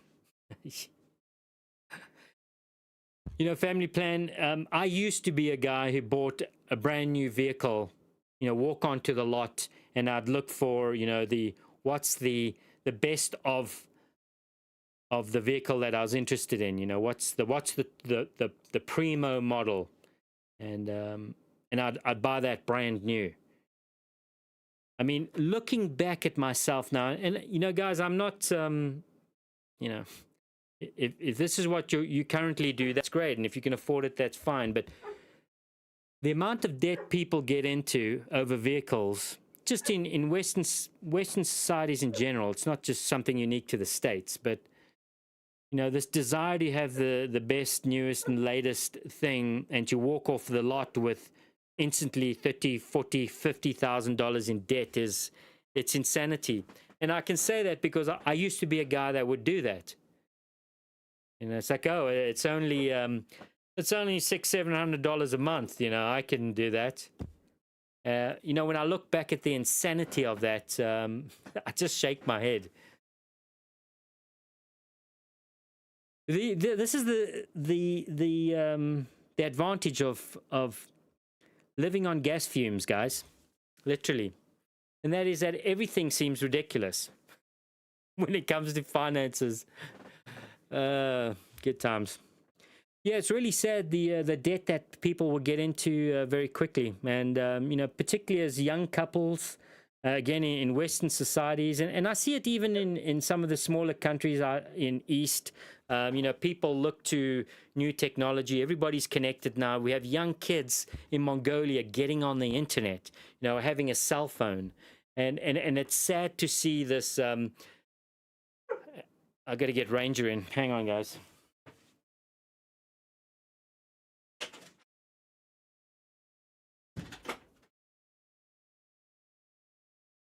And it's really sad to see, and I'm using this Mongolia as an example because it's a region that I'm kind of interested in and fascinated with. Nomadic peoples traveling as families, you know, living off the land, that sort of thing appeals to me. And so I've watched a lot of documentaries over the years on these regions, and the ones that I see now is, you know, I'll see Mongolian kids that are now... Mongolia now has, you know, laws that force children, even of nomadic tribes, the kids have to attend high school. It's kind of the law of the country now. They want to bring you know, they want to get the population reading. So they have laws now where even if you live in a yurt and, you know, your family are reindeer herders, you've got to go to school. Or at least there's a minimum amount of years required a child has to do schooling. So you see these kids living this one lifestyle, and then they have a phone in their hands, and they're kind of watching, you know, in that part of the world, they have Chinese media or Russian social media. And you see these kids just watching this TikTok stuff, and it just seems so bizarre when you contrast modern technology with a rural or traditional lifestyles. You know, the two have kind of been smushed together now. This is the, you know, advent of satellite communications and cell phones. So it's kind of sad to see. Where am I going with this? So yeah, even young kids, they're kind of forced into this what I need or what I desire. No, what I want and what I desire. You know, wants and needs are two different things, but you know, they see this stuff, and then of course they have to have it, and inevitably, you know, modern societies and usury specifically, which has been around now for a few hundred years and been developed, it's a very quick way to getting into debt for things that you don't really need, but for some reason you're tricked into feeling that you need them. So young couples very quickly, and I see this in the States, you know, very quickly you've got to get the house, the white picket fence, the mortgage, and then you have a child. And, you know, to have a child in the States, a birthing mother, to go to a hospital and doctors and breathing classes, it's just money, money, money, money, money. You know, thousands of dollars to have a child when, you know, women used to have children outdoors in a yurt or a tent. You know, we did that for a long time just fine, and now it's literally costing tens of thousands of dollars just to have a child and get through breathing classes. And so very quickly they buy the homes and the mortgage, and then they feel they need the car, and you know, the mom has to have a car, and then the family comes and they got to upgrade to like the big fancy SUV, and it's just debt.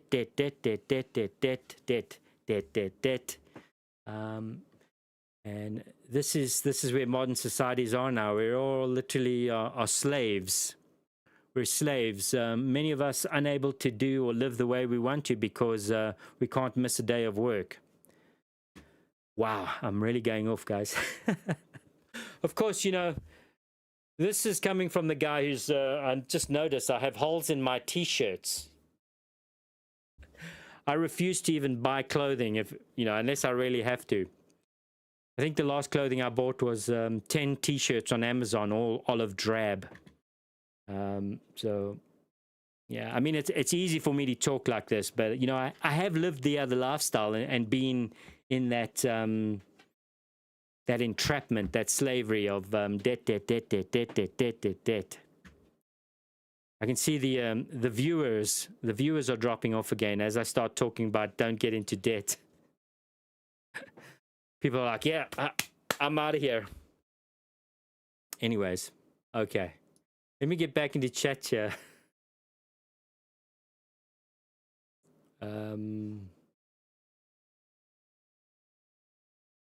Whispering Vine Studio. I need that water turbine thing. Sounds interesting. Yeah, Whispering Vines. I can maybe send you a link. I think I have something on Instagram. If you go back a couple years, maybe I have some short little clips there of me using it. I could send you a little link to the video and what it is. I don't even know if they sell it anymore. There's a guy in Canada who is making them. I haven't really followed up on it, but it's a nifty little tool to have.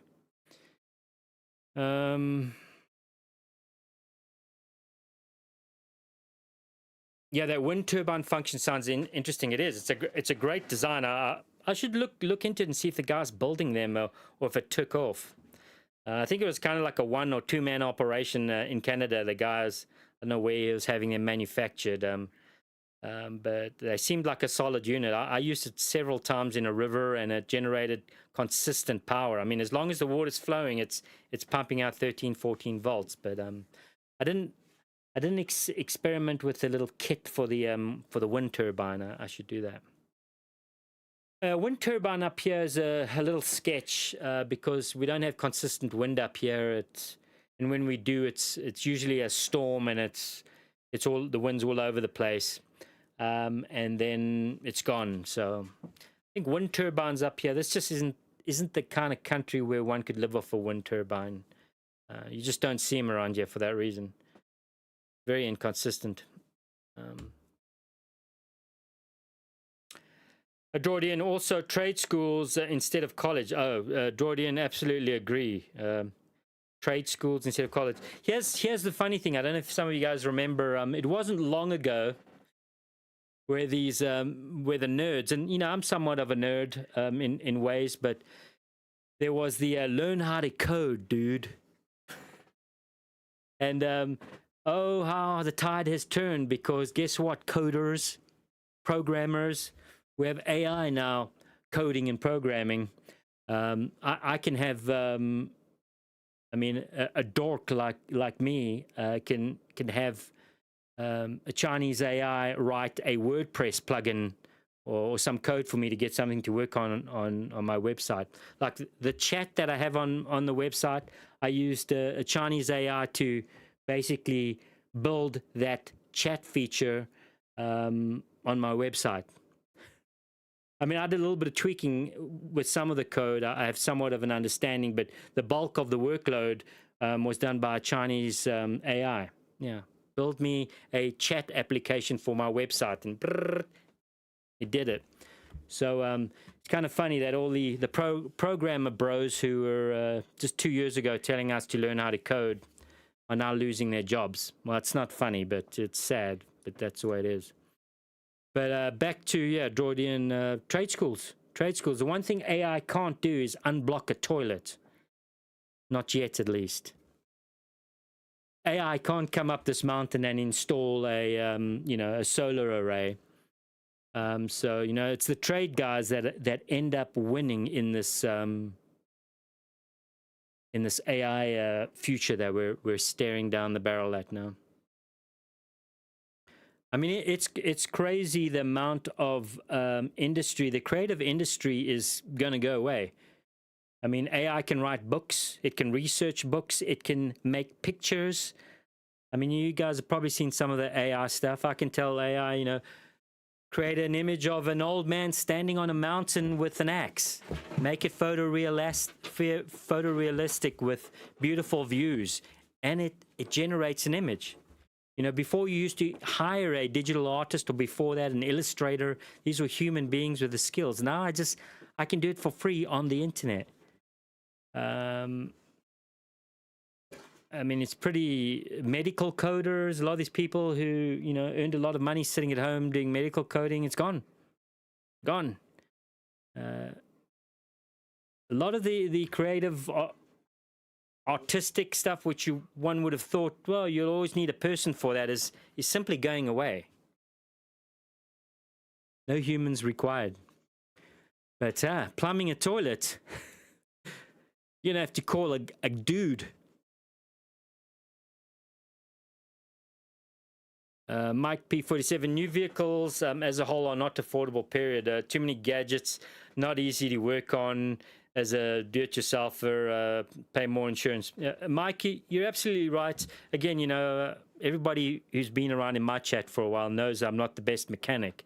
But, I have changed things on before. Water pump, alternator, starter motor. The basics I can do. I'm not a great troubleshooter, but I mean, I can at least physically replace some of these things if I know what the problem is.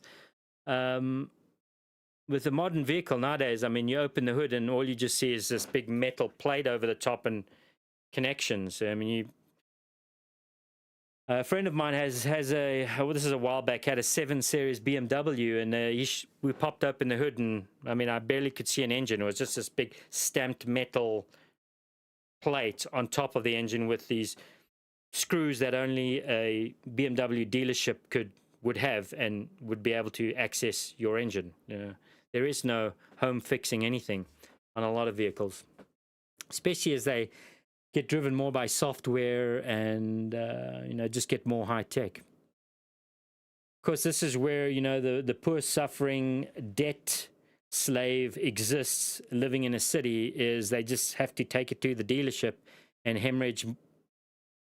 You know, now they're paying. They have this incredible payment monthly, and gas and rent and mortgages. Now they got to go to the dealership and spend several $1,000s because only the dealership has that screw that can open that thing in your engine.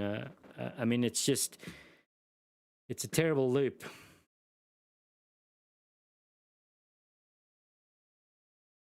Your views. Hang on. Yeah, your views are why I watch this channel. I think many of us share them. Yeah, my views are definitely nothing special. A lot of people think exactly the same way. A lot of people don't want to admit that they're in this they're in the situation that they can't do anything about. I mean, I had to get extreme. You know, once I realized, or my eyes opened, and I started noticing. I became a noticer and noticed things. The only solution for me was to extract myself from that loop, that hamster wheel. I've described this for years now as a hamster wheel. Modern living, once you get into that loop, you are literally a hamster on a wheel. You know those little exercise wheels you put hamsters on, and they just run and run and run and work out that energy. They expend energy and they go nowhere. They're just spinning in their wheel, getting excited and then finally exhausted. And then they can get off their wheel. They're still in their cage, and then they have to get back on their wheel and just keep on spinning. And that is how most folks live in Western society. You know, you live to get to work, to earn a living, to pay your bills, so you can gas up your vehicle to get back to work and start the whole loop again. Guys, that whole scenario is very, very, very unnatural. There's nothing natural about that loop. And so when I started noticing, I had to take some extreme steps. Now, I know the way I've gone about life. I wouldn't recommend to anybody else. It's kind of the special needs living. But it's just very unnatural, guys. And I think, Mike, a lot of people recognize and at least feel this on some level. They feel that something's not right, and that's what it is. It's this hamster wheel lifestyle. There's a reason why you'll walk into an office, you know, downtown somewhere. You walk into somebody's office, and you may see they may have a picture on the wall of a beach with a palm tree, or somebody on their desk, they'll have a picture of, you know, family and maybe a nice mountainous region with, you know, big open blue skies and a beautiful forest. There's a reason why people have imagery like that around them, is because when they look at that, they experience a sense of relief. Something very normal and natural and pleasing occurs in that moment when you're looking at that. It's because this concrete and glass worlds that we live in is very unnatural, and instinctually most people know that that's unnatural but don't know what to do about it. Okay.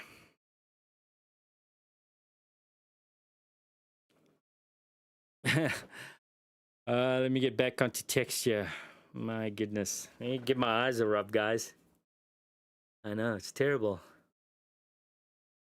Getting like blurry. Somebody's gonna tell me I need glasses, like Family Planner. You're gonna tell me I need glasses or something? Not yet.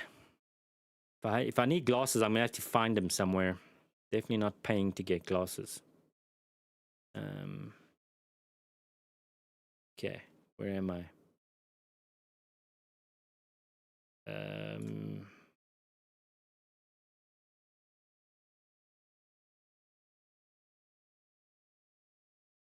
Sorry, guys, I'm trying to decipher you guys talking to me and you guys talking to each other. So I'm just doing a bit of reading here with my blurry text. Trade schools, new vehicles as a whole. Yep, got it. Might be your views. Okay, got it. Being true. Family plan. Being a true alpha. Wait, hang on. I see the text has not moved for me. I got to refresh it. Hang on, guys. I got to let Ranger out. freight ranger.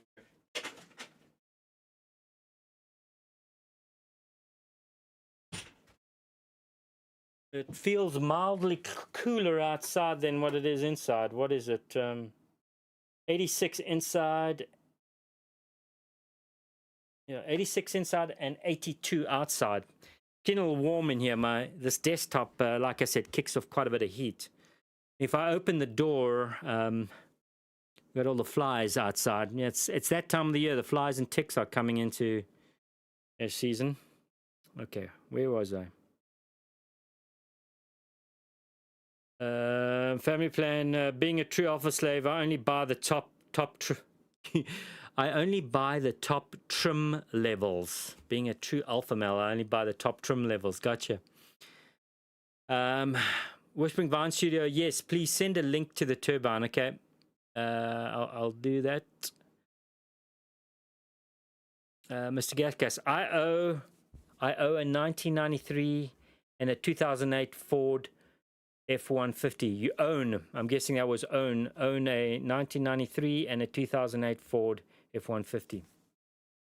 Owning is good. Owning is good. Yeah. I don't, it's funny, you know, depending on what region you're in this country, some manufacturers are more popular than others. When I lived down in Florida, down south, I used to see a lot of Ford pickup trucks. And up here, I see a lot of Dodge Rams and Chevys up here. It's funny, sometimes it's like these regional things with trucks. I'm not the only truck I'm not a big fan of is like the GMC, older GMC. I think there's a really bad time of American automotive, particularly trucks and Chevy, like through the, I don't know, maybe late 70s, 80s. I've had some trucks Chevy trucks where the door handles break, or any trim on the door handles, windows, window buttons, dashboard, ashtrays. Not that I've ever used an ashtray in a vehicle, but in American vehicles, those things literally just start falling out or apart, like your cubby hole. I think I call it a cubby hole. It's called something else. A glove box in America.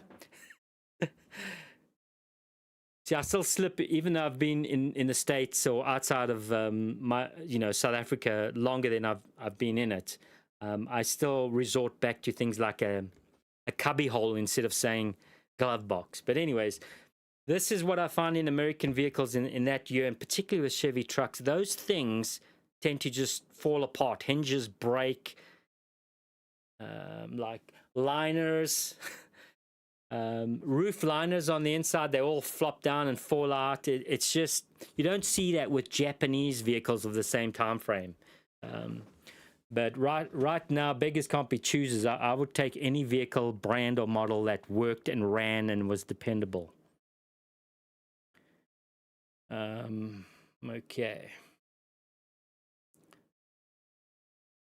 The Great Awakening is real. Yeah, Droid. I'm going to keep discussing it and keep it in the forefront, and, you know, picking the right times to push the information forward. There's a lot of people out there that don't want you talking about a lot of things. So, but you got to pick the right time and place and mind.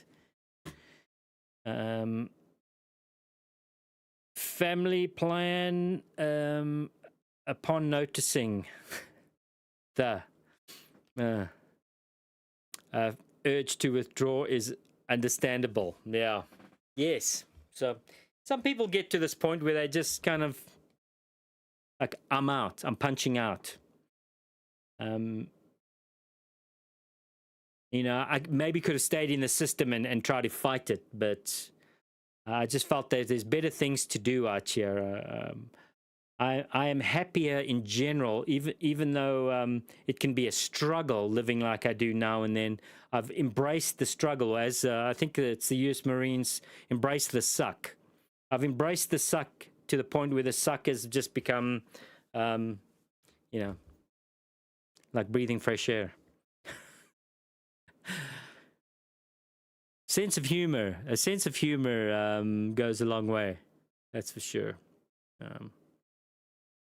Mike P47, oh, I feel it. Even being an active member of the rat race, living out in the rural area of a small town, getting away as often as possible, no debt. Yeah, these are all things we should be aspiring to.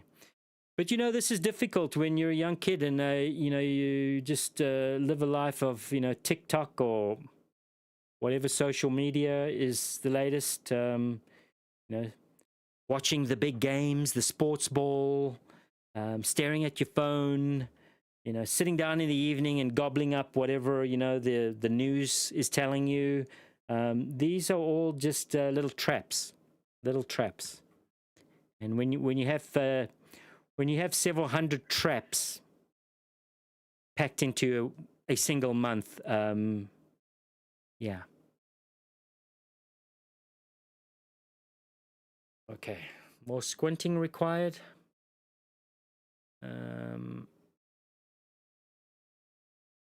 Kevin, you just have a perfect description of life nowadays that is artificial, but everyone accepts as normal. Those of us who think differently are considered not normal. That's true. I mean, there is, you know, this has always been the case, though. Always been the case. The folks, this goes back to the beginning of time. And there's always been rebels or the outsiders not wanting to follow the king. This is a this is a very natural behavior of man. It's been around since the beginning, and it'll be around till the end. The difference is now, you know, technology and the availability of technology, the ease of use of technology, and how we are literally all plugged in now has one allowed a lot of this rebel thought to spread real quickly, but it's also enabling the, let's just call them the authority, to have means to control the messaging or to definitely mess with it or disrupt it. You know, before you'd get one man get on his horse and he would ride to that other village. It would take several days, and he would talk to that guy in that village with very little interruption in between. Nowadays, that message, there's a lot of danger of interruption. So it's a struggle fest. You know, I don't want to sound like I'm the old guy moaning about the young kids and TikTok. You know, every generation has had some kind of distraction. I mean, technology is just speeding things up. The new distraction is it's able to be hyper spread real quickly. So it's just really it's sad. It's sad to see how you can get trapped in this loop now. And then be told you're crazy for wrong think. Yeah, it's interesting times for sure. Whispering Vine Studio, the Dollar Tree, the dollar store readers are what I use for work. Oh, are you talking about glasses, dollar store glasses? No. Oh my gosh. I mean, there's clearly things have got very blurry for me, and just a lot coming out of winter. I noticed. I'm squinting at everything now, and ugh. Anyways, Dollar Tree. I don't know what to think about that Whispering Vine Studio. What are you saying? I should go to Dollar Tree and get glasses? I'm just kidding. Duly noted, Whispering Vines. Tomahawk, Off-Grid Warrior. I have tried holding both the control and the Alt buttons on the bottom left of your keyboard and scroll your mouse upwards to enlarge your text and screen. Okay, so I don't know if I want to do that while I'm on OBS here. Does that control text size in software in applications that I'm running, or is it just like a browser Windows text control? and I'm kind of scared to do that in OBS here. I don't know if that might be a shortcut for me to shut the stream down or something. I'll keep that. I think I'll experiment with enlarging the text in the software, because I'm not viewing this text on a browser. I mean, I know I can enlarge the text if I was reading this in a browser, but this is actually through my streaming software. It's a little window this size. But I'll fiddle with enlarging with what you suggested there after the stream, Tomahawk. Thank you. I'll let Ranger in. Hang on.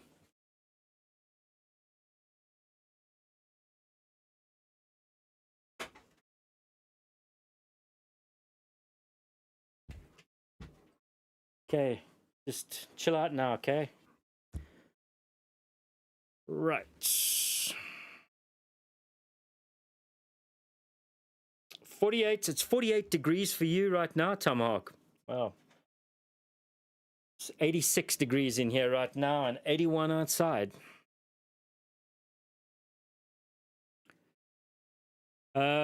Mike P, if you use a web browser, look for the zoom function somewhere in the menu. Yeah. No, I mean, I've got the, I understand the enlarging text in web browsers for sure. Thank you, though. Failing that, you can do it in the display settings of Windows. It might be called scale or DPI settings, depending on the version. Gotcha, Mike. Yeah, I'll definitely fiddle with those things now that I'm clearly becoming, having eyesight issues. Star of deferred. That's I bought my first house in the country and have a place even further in the country. I'm self-made hermit. Only only for essentials and occasional visits. Well, Mr. Artifid, I understand that. That's great. It's very hard. I mean, you could offer me a fantastic job tomorrow, and I need to move to a city for it, or even a moderately sized town, and I'll turn it down.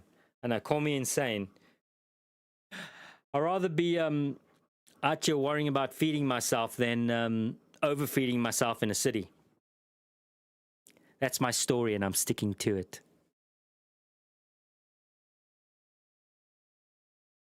And I might change my mind when I'm 80, though. Jordan, I miss my F-150 Bucky. Lekker. Droid, are you Bucky? Are you from SA, or are you familiar with some of the South African terminology? So for those in chat, a Bucky is a pickup truck. In South Africa, that's slang, or it's just a common term. It's not really slang. It's a common term for a pickup truck.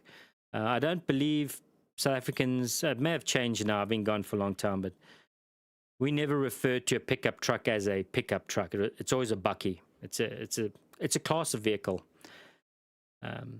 Anyways, to enlarge your screen.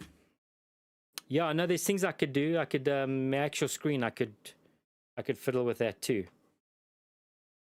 I hear you guys. I'm going to fiddle with my settings, so next stream you don't have to listen to me babble on about the text size. I'll have it fixed, gentlemen. Okay, lots of good advice for the old mountain man on how to fix his computer.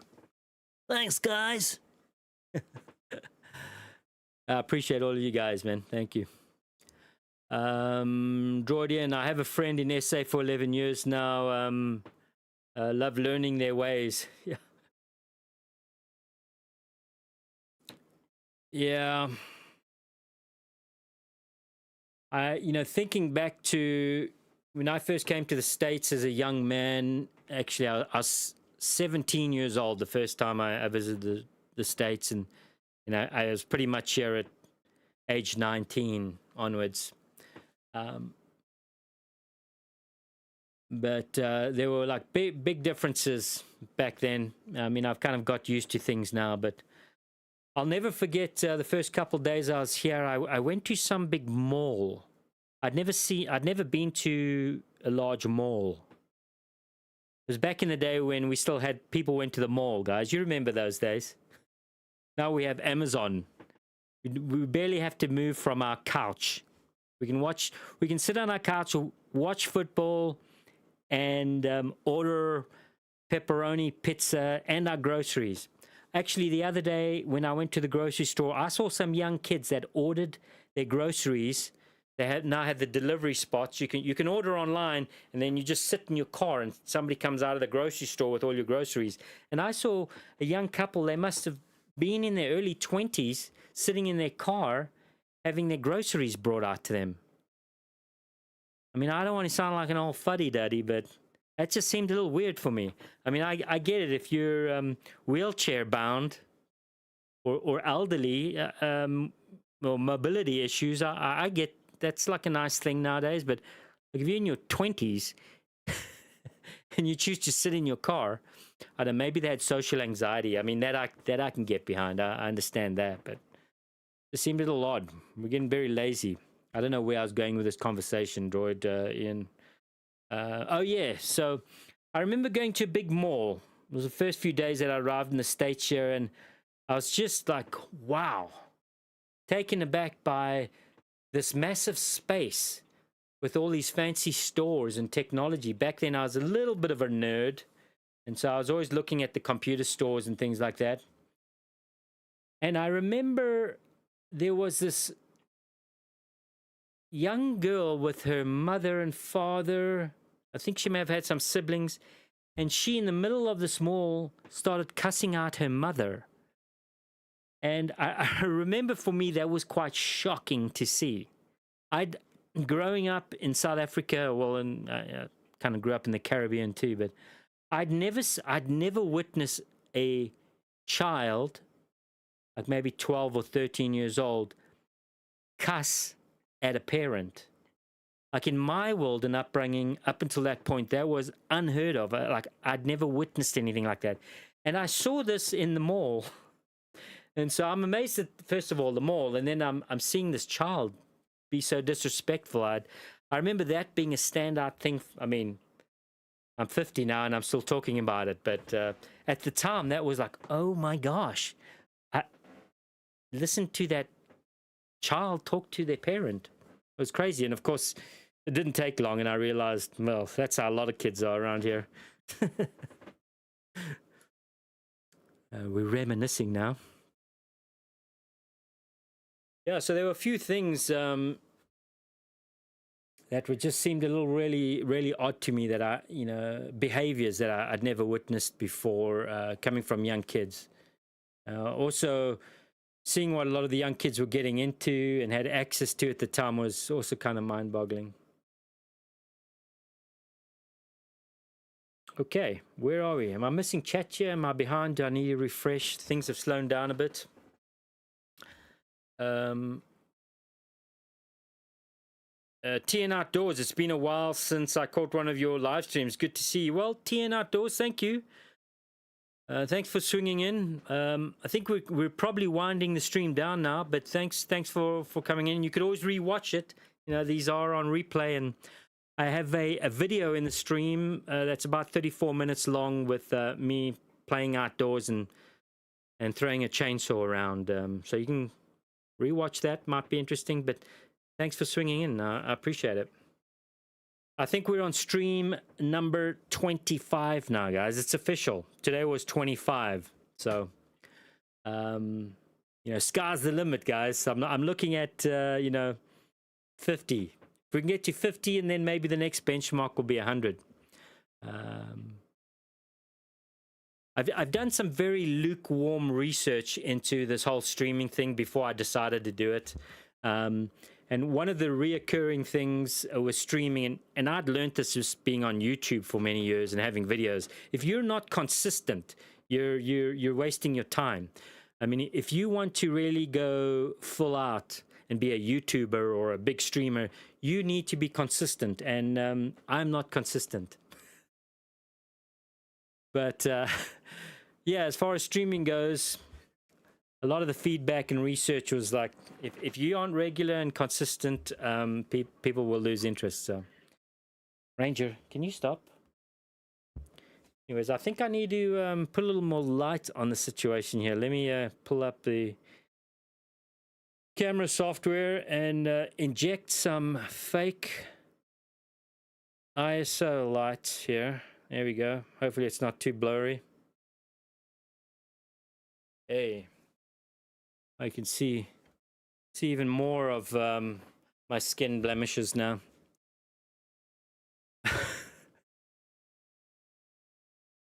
Oh yeah, where are we? 10 outdoors, yeah. Thank you. Thanks for swinging in. So what else we got, guys? Do we need to start winding down? Any more questions, observations? Did I perhaps miss one of your questions as I was squinting at the screen? My tiny texture, which I'll now fix by next stream. Oh yeah, so we're talking about streaming consistency. So 25 streams. That's big time. We're shooting, guys. When we get to 100 streams, I'm gonna buy some ice cream, and I'll get it home, and I'll eat the ice cream on stream. How exciting is that? See, now I'm talking about ice cream. I'm immediately getting hungry. What did I eat today? I think I had some eggs. Imagine that. I ate eggs, guys. You've never seen me eat or talk about eggs, right? I had some eggs, and I did have some bacon, guys. I finally bought a pack of bacon when I was in town on whenever it was, a few days ago. I bought bacon, which I hadn't had for a long time, and so I've been having bacon and eggs in the morning, and it's absolutely delicious. I got that thick cut traditional bacon, and this is like a Northwest brand. I think we've talked about pork and meats before. I always try to buy local if I can, or at least a state away. And pork I'm really picky about. Like, I'll never buy Hormel or Kraft pork. I don't know if Kraft makes pork, but I'm kind of picky when it comes to pork. I noticed I did this little exercise, I don't know, maybe a couple years ago now. I was reading an article about pork futures and trading pork futures on the stock market and just how that whole industry works, and discovered that if you go to Walmart and you look at their house brand pork, nowhere on the packaging does it say where the pork is from. It just says packaged in the US. And as it turns out, that Walmart, in my research, was actually bringing in pork from another country, which will remain unnamed. And so I question the pork in Walmart. We already know a lot of honeys are blended and come from other countries and are packaged in the US, but they're not even honey from USBs. So yeah, pork is just one of those meats that if and when I do buy it, I'm kind of picky. I'll let Doggo out. Hang on.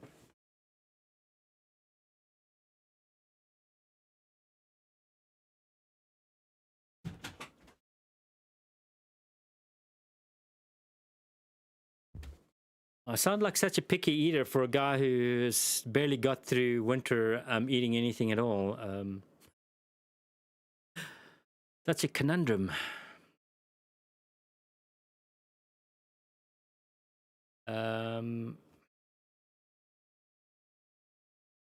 Favorite YouTubers? I really I don't know if I can mention. I don't have favorite YouTubers. There's a couple channels that I watch, but they're more about kind of some of the stuff that I watch is typically on BitChute or Odyssey. There's very few topics that can be discussed on YouTube that I find interesting. Keeping it real. But there is some stuff. I do follow some things, global some global topics that I enjoy. There might be one or two channels on YouTube. They're usually guys talking about industries, technology, movers and shakers as far as new technologies and manufacturing. Global traffic, seafaring traffic. There's a couple things like that. But the juicy stuff that really interests me is not found on YouTube.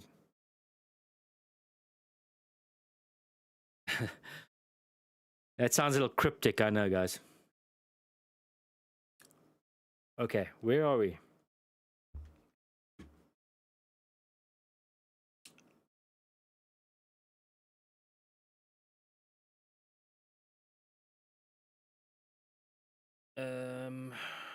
TN Outdoors, what's your plans for the rest of the year? TN Outdoors, I need to build another structure attached to my cabin. And by structure, not a living space. I need more storage space. You probably don't know this. Some of you in chat know this. I've maintained a small storage unit for many years. You know that junk that as a modern man or family you accrue that fills up your garage, and eventually you get a storage unit, and it's basically totes of stuff that you end up hauling around with you but not needing. It's just stuff. Well, I've had a storage unit for many years, and long story short, I had to get rid of that storage unit through winter because I just couldn't afford it. It wasn't even that expensive. But so all the totes and stuff that I've been lugging around with me for years, I now have it here. Some of it's outside here, some of it's still down the valley, and this stuff needs to go somewhere with a door and be closed with a, it's going to stay dry. So I need to build something for that. Also, I need to get out and I have some camping trips planned here. I really need to get out into nature and just become more like a bushman. I've been missing that recently, like a Neanderthal on a mountain type stuff. So that needs to happen. I need to work on income as well. If I could find some jobs or work, something needs to go. Something needs to happen work-wise. I do need to bring in some money and at least have something to get me through winter. As some of you know, winter is a little rough. Breakdowns, no vehicles. Breakdown with a snowmobile. I'd like to get my snowmobile fixed with new shocks before winter hits again. So that all requires money and finances. I mean, the shocks aren't that expensive. They're around like $250, $300. I probably just need to get a pair, so it'd be a little bit more. But these things all cost money, and so it requires me getting some kind of work. So those are the three things: a little bit of building, camping, Neanderthal bushman type stuff, and some kind of income.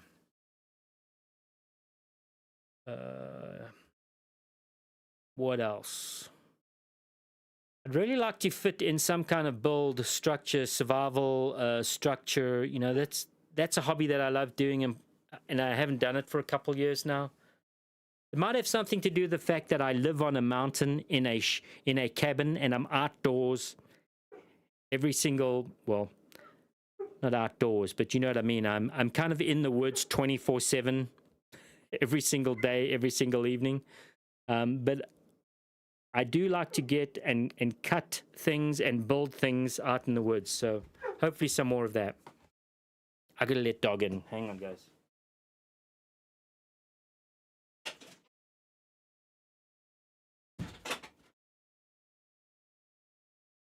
Okay. What's your deal, bud? You need to what? You want some water? You need some bacon fat in your food, in your dry food. You want to get up here? You're just staring at me now? Apologies, that's so rude of me. Okay. Yeah, TN Outdoors, hopefully that kind of answered your question and then some. Mr. Hardyford, looking forward to camping video. I remember All the remote camping vids, yeah. It's got to happen. I want it to happen. It's going to happen. You know, there's so much to. I live in this environment that you guys see here, right? I'm in it all the time, and I really need to step away from it and go and do some of my hobbies. I mean, I could do my hobbies out in my back garden here, but I do need to see some new scenery. So yeah, if anybody would maybe like to help me out with some gas funds, so I could maybe do a little weekend trip here further than 30 miles. I just put a link in chat. That was me shilling, guys, waiting for the opportune moment. I know, sad, gentlemen, sad, but yeah. If anybody would like to help out, you can use that link there, and maybe I can put some money towards gas and go somewhere and get some good video. Anyways, where were we? That ice cream won't make it up the hill. Family plan, I have a 12-volt cooler, and I will buy a bag of ice with my cooler and put that ice cream, and it's going to be dulce de leche. It's not going to be the pint cup either, guys. I'm going to get like a big tub of dulce de leche, Haagen-Dazs dulce de leche ice cream, and I'm going to take a cooler specifically for the ice cream. I'm going to haul it up here. I'm going to carry it up here, and that'll be, what did I say, the 100th stream or the 50th? I forgot now. I'm trying to think, have I ever eaten ice cream up here? Maybe in winter, I might have, not this winter, but last winter, like 2 winters ago. I think when I had some funds, I think there were a few times I brought ice cream up here as part of the groceries, but been a while. I know it's the small things, guys. It's the small things that start to mean a lot, that you can really enjoy. What did I think I got a chocolate when I went and got groceries, and that chocolate lasted probably about 10 minutes as I drove back here. I just savored that chocolate, small little bites, literally 10 minutes. It took that long for me to consume it because I was enjoying it that much. And it's not like it was just some, what was it, a caramello, Cadbury's caramello. It's not like it was some fancy Swiss chocolate, So yeah, it's the little things one can appreciate at times. Okay, where are we?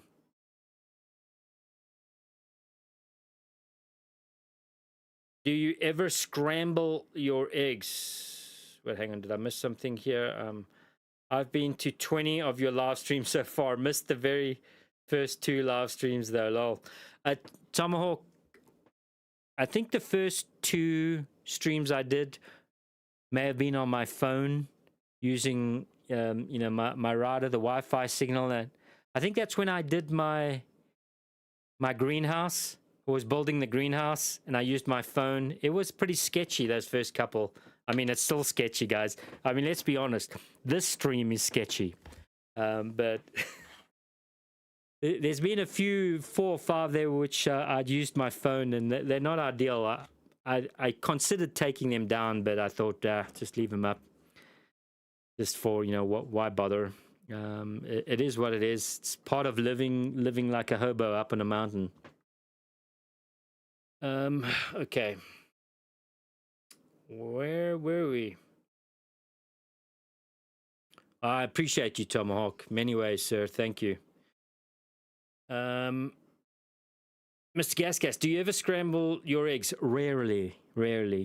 I like fried eggs. I'm a creature of habit. I really am. I'll admit that. I mean, I'm flexible.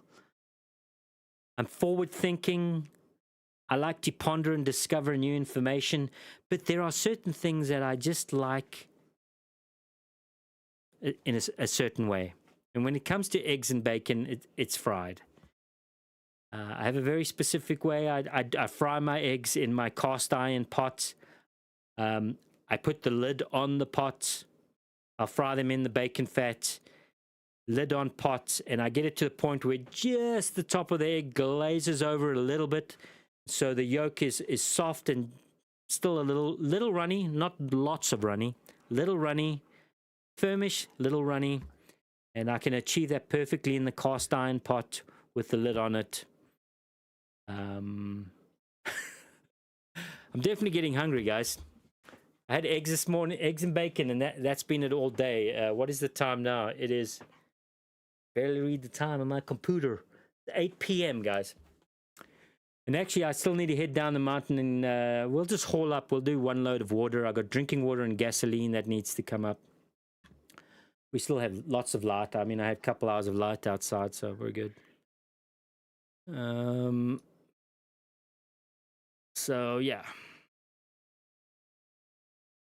That's an odd question, Mr. Gas. How do you like your eggs? Mountain House freeze-dried ice cream should make it up the hill. On that note, guys, Mountain House freeze-dried ice cream. I've never had that. I am familiar with the Mountain House brand, and let me tell you, I know I think you can buy Mountain House at Walmart. Walmart is actually on my no-go list. I don't go to Walmart anymore. It's been a couple years, but I know they sell the Mountain House, and you can buy it online. But that is some of the best freeze-dried food you can get. I know I've briefly gone on a rant about this before, guys. Hang on. Stop.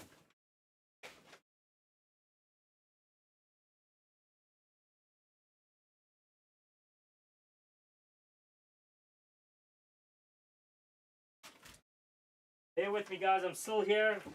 Still here.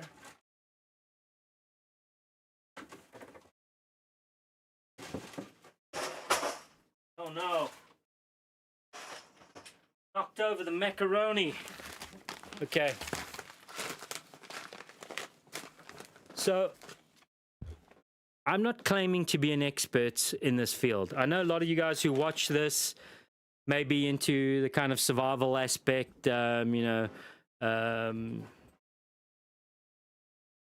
survivalist type mindsets, building shelters, bug out bag stuff. And so some of you may find this interesting. Again, I am no expert, but I've tried all kinds of freeze-dried food over the years. And let's just say, as some of you may know, like I've got through winter with very little real food at times. And so I've really relied on this freeze-dried food that some of it has been given to me. Some of it I bought like a couple years ago, the buckets that you can buy online and things like that. I've bought the stuff that you would buy like at camping stores, like REI, the more upscale freeze-dried foods, the mainstream freeze-dried foods. I've tried a lot of them. And my point is, not only just for a weekend or an overnighter out in the woods, like I'm going to open up my freeze-dried food and check this out, guys. Like, there's been times where I've eaten it for multiple days. And so I figured out a few things, guys. There are a few brands you absolutely want to stay away with. And what I'm going to show you now is some brands that are pretty mainstream on the kind of survivalist circles. This brand, I don't even want to know what it's called. Ready Hour. Ready Hour. I don't know if this is familiar to some of you guys. Hang on, I'm going to let Ranger out. Terrible timing, buddy. I'm trying to be professional.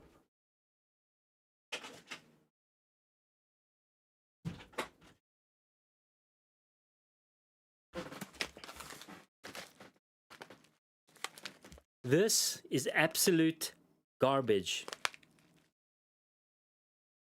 I mean, I would have to be so desperate to continue eating this. And I've tried. This is the Traveler's Stew. I've tried this particular mixture. I have a bucket full of this brand, like a tote. Excuse me, a tote. I can't eat it. It's that horrible. It's so disgusting, guys. Not only that, but if you look at the ingredients, this is just traveler's stew. How much stuff can you have in a stew? Look at the ingredients here. I'm not even going to read it to you. This entire line here, all of that is ingredients. And I'm going to say that 80%, I can't even pronounce the ingredient. It's some kind of scientific chemical name.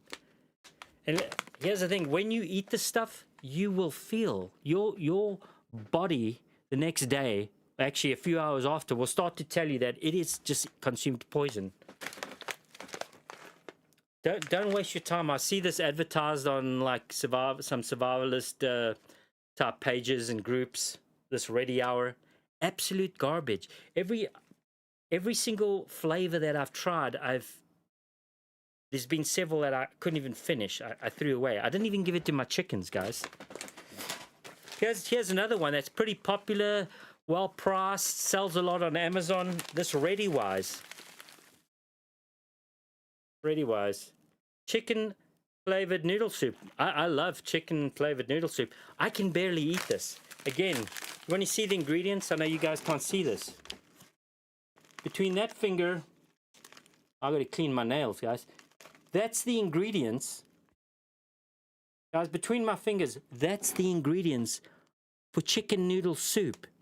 Again, 90%, 80% of the ingredients are all scientific chemical names. I can't even pronounce the words, the ingredients.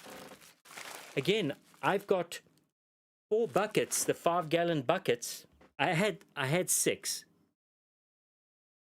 I've got 4 left. I had 6, and I've had them for a couple years. I really, guys, there's been times when I've really been hungry getting through winter. It was tough for me to eat this. I mean, my body like rejected this. I really felt like I was dying after eating, especially this one. This is barely edible. Some of the best food that I've ever had, and it's expensive, and I didn't buy it. Actually, somebody in chat, I'm not sure if they're here this evening, sent me like 10 or 12 of these bags. I've kept them because they're that delicious. This is kind of a peak refuel. It's kind of a higher end, camping meals. Delicious. I mean, I can really sit down and enjoy this brand, right? It tastes good.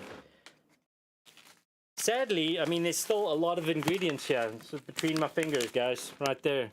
You can see the ingredients. Now, the text is bigger here, and there's less scientific chemical concoctions in this ingredients. They're there. But this at least tastes good, and my body doesn't reject it, and I don't feel like I'm dying after I eat it. I've actually said I have like 3 more left that I want to take on my camping trip with me. Hopefully that I can do in the next few days. I'm saving these to like have something delicious. The other brand which I have, hang on guys, this will be the last one, I promise.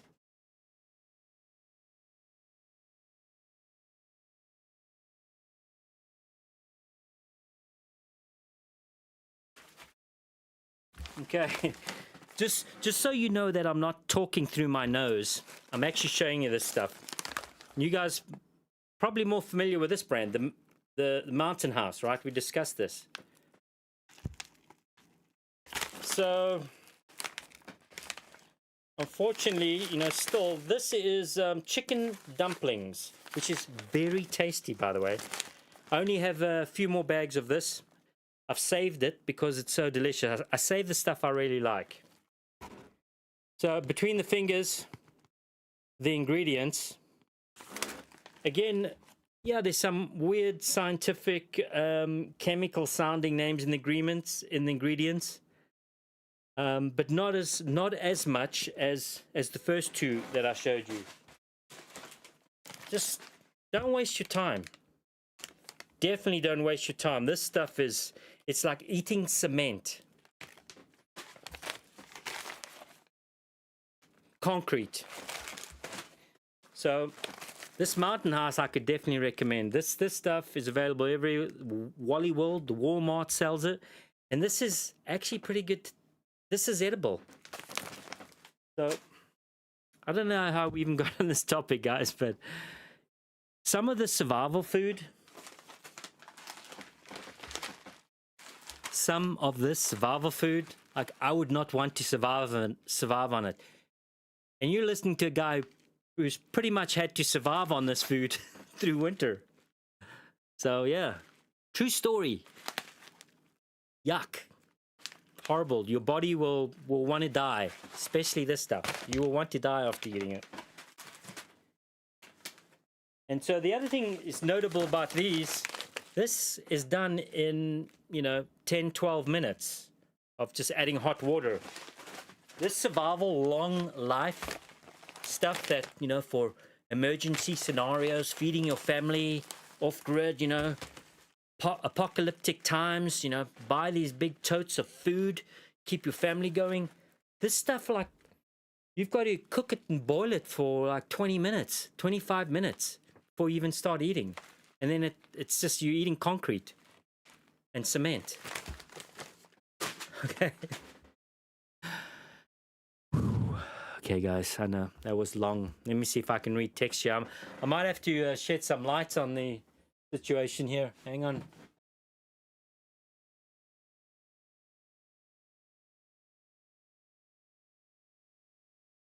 I have to turn the camera.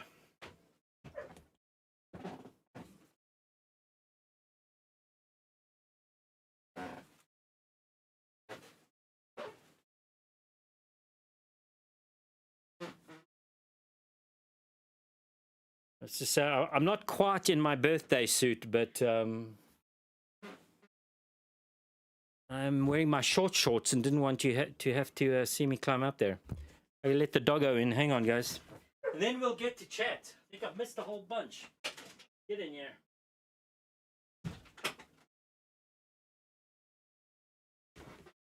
Okay.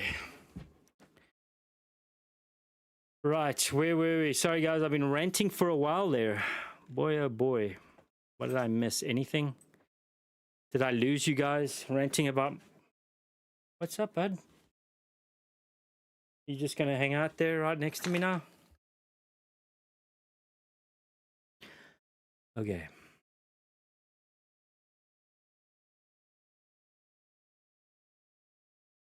Yeah, that's what got me into this, Mr. Gas. Your comment about freeze-dried ice cream. It's all your fault.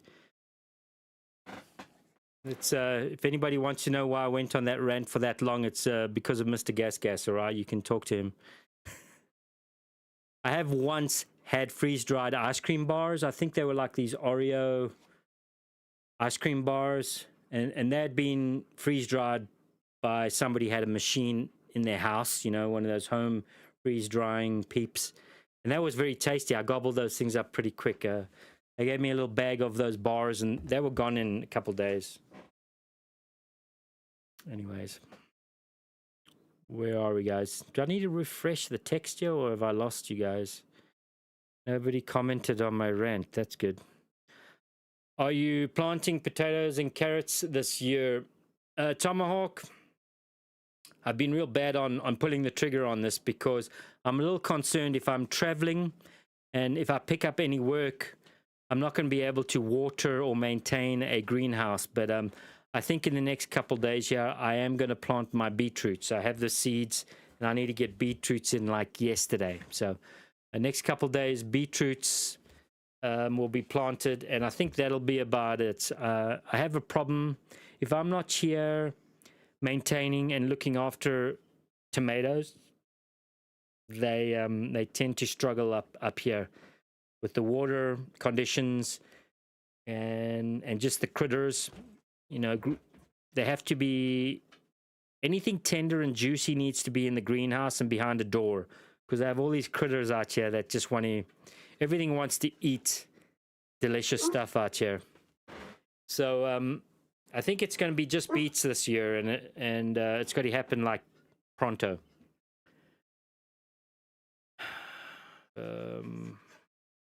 Ranger, You need to go out again? Are you serious? Where were we? Mr. Artiford, chocolate in my coffee is great. What kind of chocolate? Are we talking like Nutella? Nutella chocolate? We're talking about like chocolate powder, cocoa? Ranger, what's your deal? You know how rude this is. This is a big show. We have the massive OGW show taking place now, and you're ruining it. I don't think the audience is pleased with your behavior. What?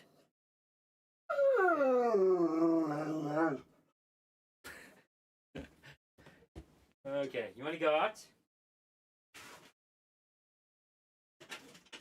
Stay out now.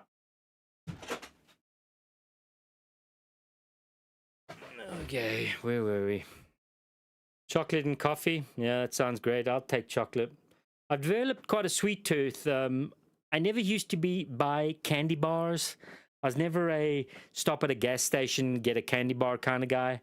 But I'd say I developed the habit of candy bars maybe about 4 or 5 years ago.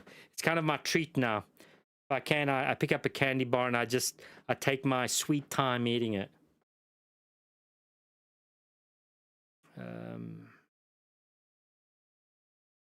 Mike, where are we?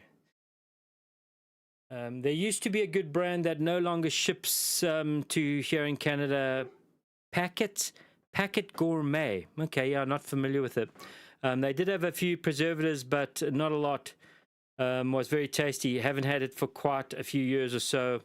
So you're not sure about the status. Yeah, I'm not familiar with that one at all. Packet Gourmet. Mr. Gas, I'll take the blame for it. Good. You know, guys, I do more talking in this 2-3 hour period of streaming than I do in like 2 weeks. Okay, Ranger, I'm really getting upset now, buddy. That's the last time, okay? We're not playing this game.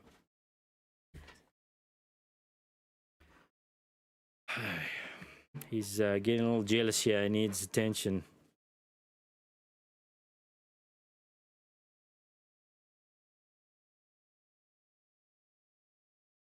Okay. Right.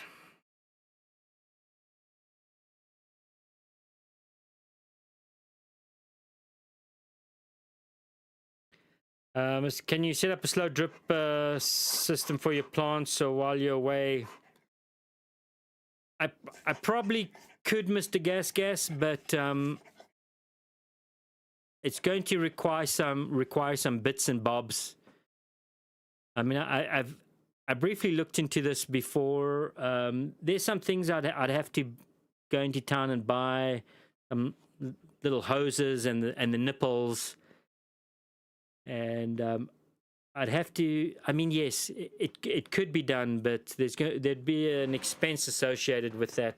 I'm just if I had a lump sum of cashola now, I might consider something like implementing a system like that, but it's just not on the cards. It could be done though. I mean, I'd have to have one of my barrels elevated.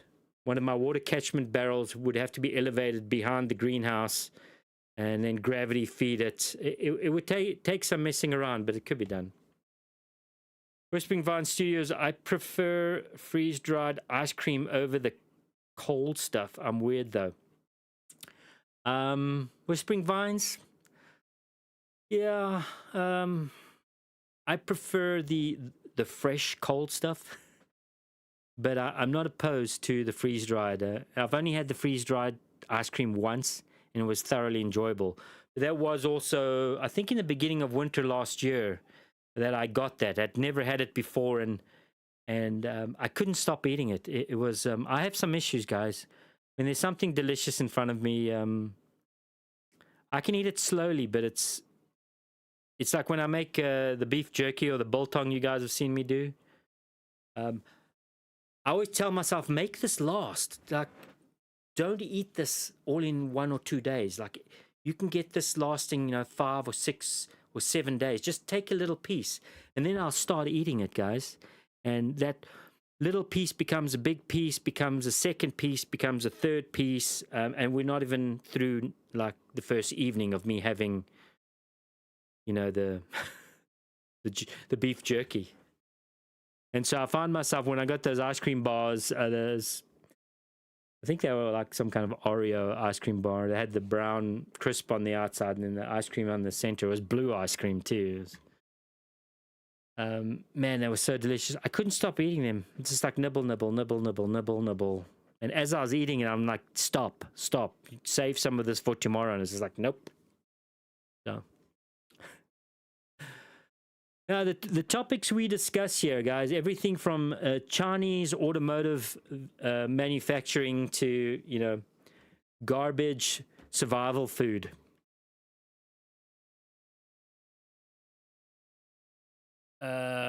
Jordan, freeze dried. It's so important for preppers to practice with what they have, and also with bushcraft. Also, Ranger just stole the show. Don't say his name, okay? He's gonna get up to something if he knows we're talking about him. Trying not even to look at him. Right now, he's like pressed up against my hip. Like he's got all the space down here that he can lay on and away from me, but he's got to be right on my hip. I really have created a monster.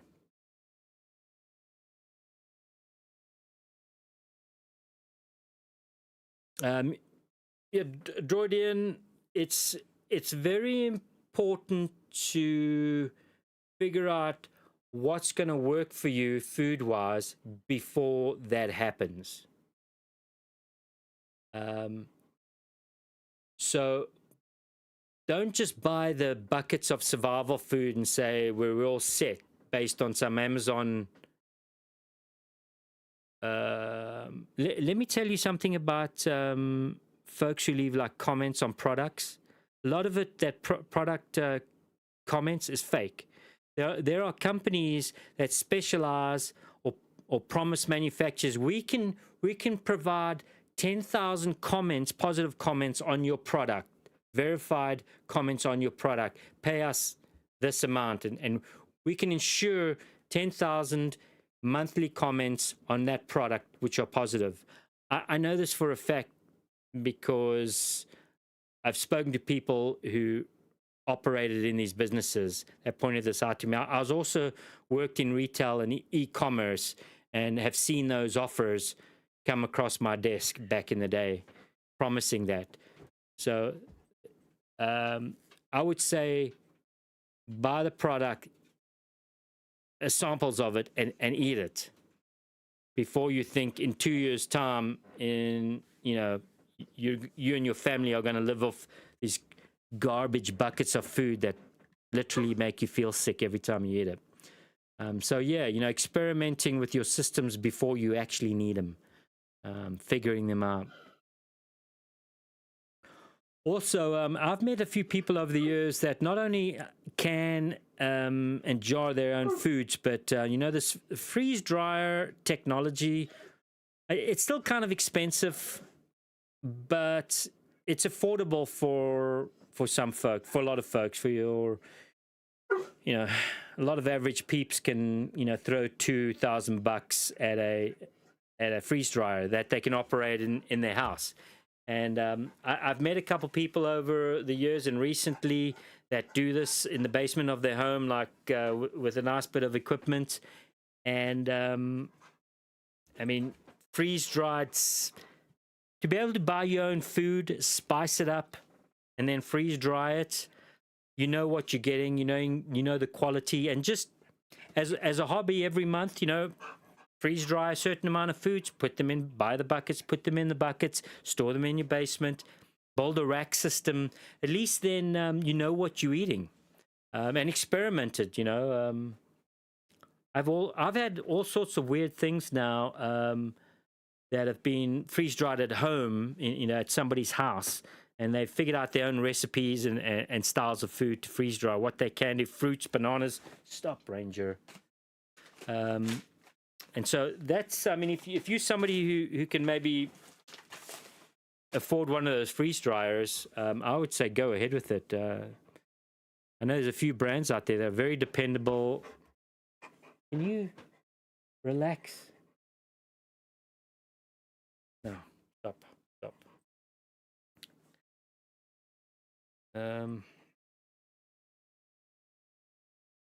Kevin, your occasional rants make the stream more fun.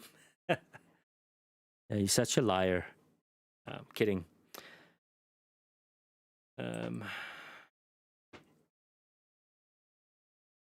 Oh yeah, where are we? We love rants and Ranger too.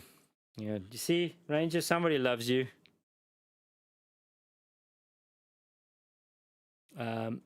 He's not a monster. He's showing his love to his master. Natal, that sounds really nice and wonderful. But imagine having that in your grill all the time. Oh, yeah. Mr. Artiford, what tools are on your to-get list, if any?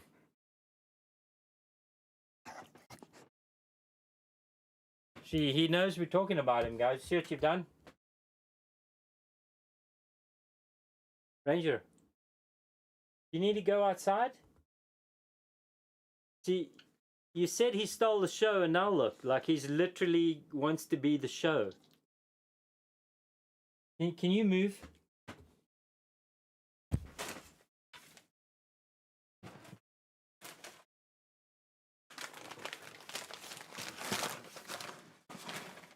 We're going to have to give him a run as soon as the stream's done here, like a vicious run.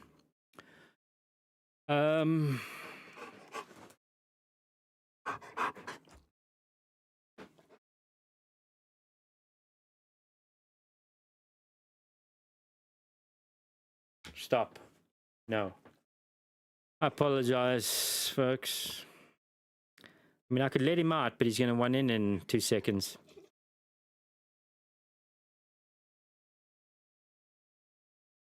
Can you stop?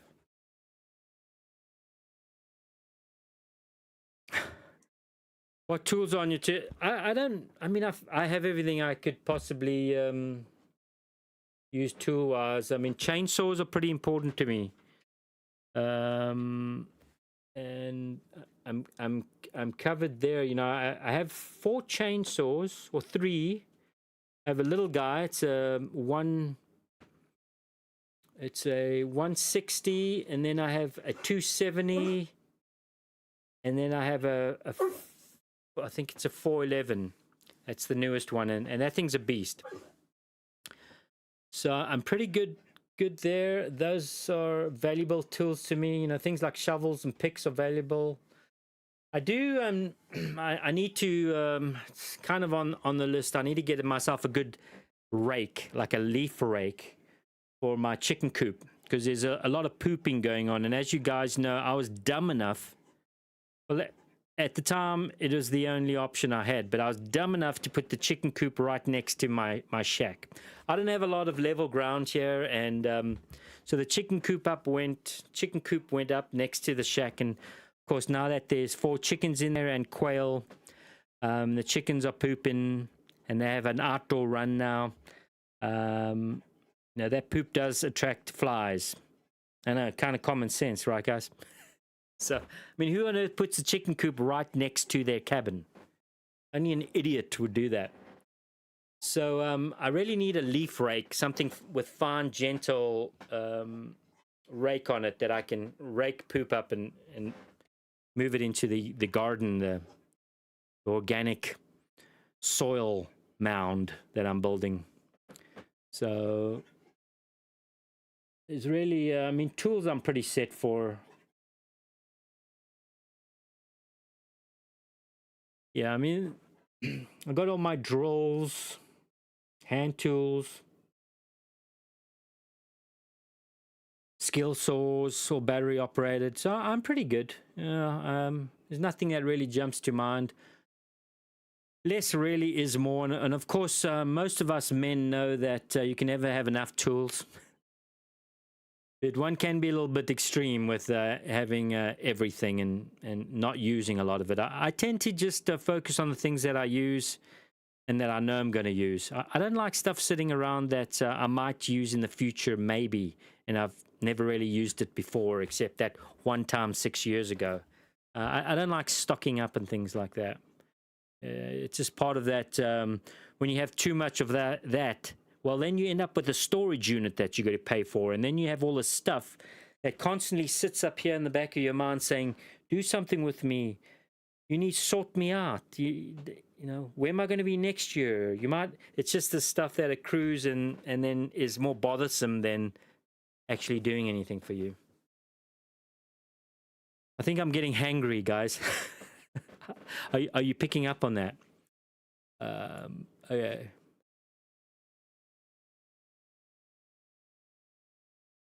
I tell you what, if I had money to spend now on like frivolous stuff that might be nice to have, you know, I have this drone. It's a fairly nice drone for getting aerial footage, and I haven't been able to use it for the longest time because the port on my phone, smartphone is used to fly the drone, but my port on the phone has become unusable.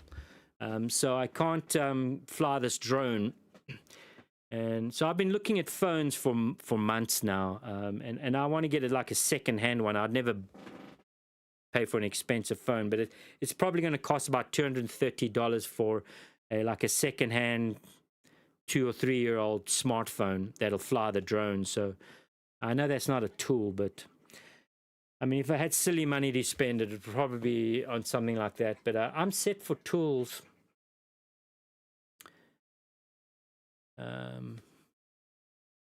You know what? One of the most valuable tools I've used living off-grid, building log homes, living in the woods, is a spud, a big, you know, the metal spud that's got a sharp point or flat point, and then at the other end of the pole, it's got a little tamper. It's like a little pad.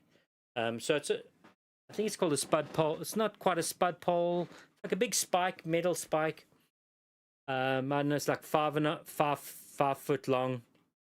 And I use that quite a lot, fencing, digging. When you're digging in terrain like this, sometimes a shovel won't do the work. So you need to use this like spike to get in there or crack rocks. I've actually, the one that I've carried around with me for, I don't know, like 8-10 years. It's what I had originally when I built my log cabin in Washington. That tool is probably one of the most valuable tools that I have, along with a shovel and a chainsaw.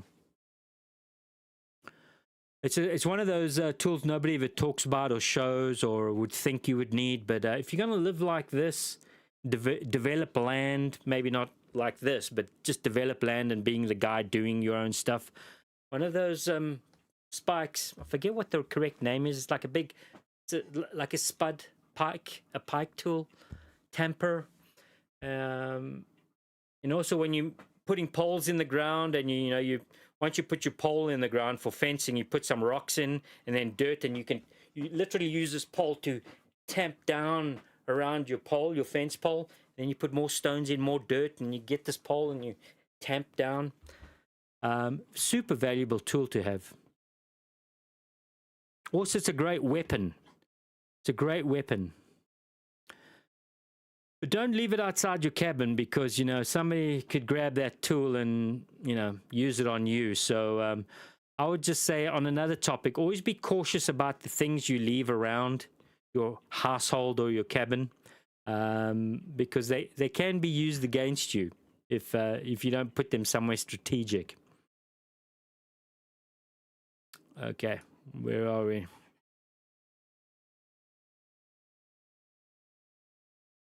Maybe you should run Ranger before the show. Yeah, I mean, I have done that before, and that was the best thing. It just didn't happen today.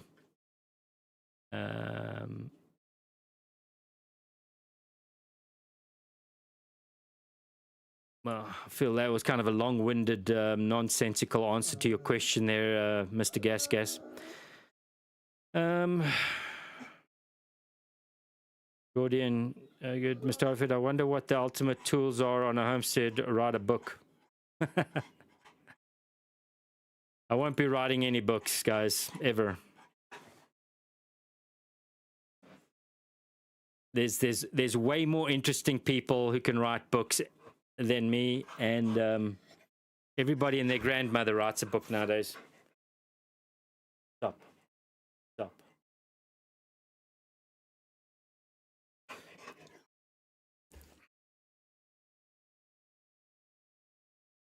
A digging bar. Digging bar? Yeah, sounds like it might be right. I mean, you get different length ones. You want one that's at least the length of a fully grown man, not a midget. Is midget the right term, or is it little person? So confusing, guys. You don't want a midget-sized digging pole, right? You want like a grown man size, full man size digging pole. I probably just upset an entire nation right now. West Spring Vine Studio. I have a giant crowbar that is my most valuable tool. I've had it since the 90s. So there you go. Telling you, crowbars is another good tool to have. I have one, but I don't find myself using it very often. But a crowbar is definitely one of those tools you need around on a homestead for sure. Maybe if I was a little more, maybe if I was a little more diminutive or a smaller person, a crowbar might could possibly do the same job. But I like wielding around something really weighty to get the job done. I'll be back.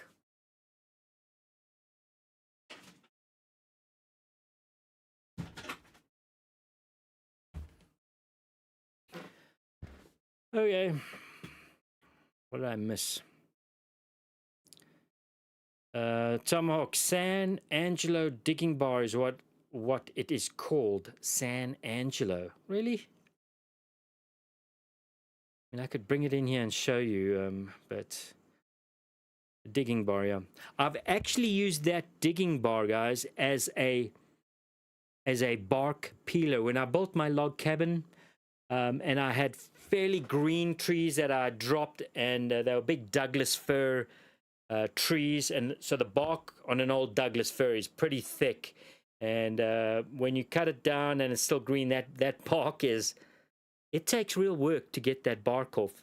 And so typically you'd use what's called like a spud, a debarking spud, which is kind of like if you think of a long digging tool with this big flat head on the one end. It's almost like a spade made out of the bar. It's all one piece, and usually you could use with a bit of weight of the bar and some manpower, you can peel bark off logs using that. Well, I didn't have the spud tool, which is more specific for debarking.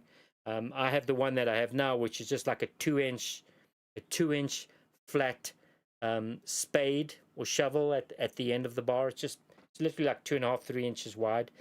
That bar alone for being used to peel bark does a great job. It's heavy, so you got a lot of mass driving through as you peel the bark with it, so it helps a lot with getting green bark off big trees. So it's going to do fence posts, it's going to do digging, it's going to break rocks, it's going to peel logs,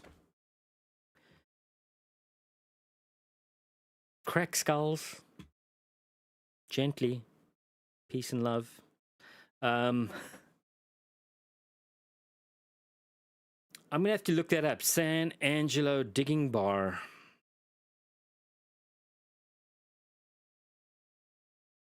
I'm curious now if that's the correct term for it.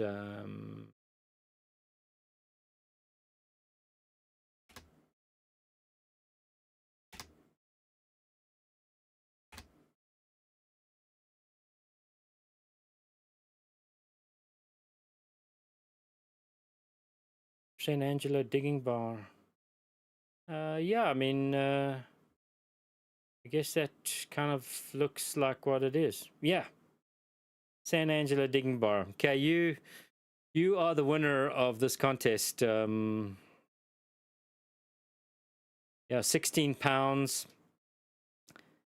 feel like mine might be a little bit heavier than that, but yeah, there you go. San Angelo bar. That's the one. Vital tool, guys. Vital tool. Let's go back to, and that is bright. I just got blinded. All right. It also makes a great weapon. It's a fine weapon, sir. Going back to when men were men and bludgeoning tools were fine weapons. It also makes a great weapon. Okay, we got that. In construction, I used Wonder Bar very often. Couldn't have done without it.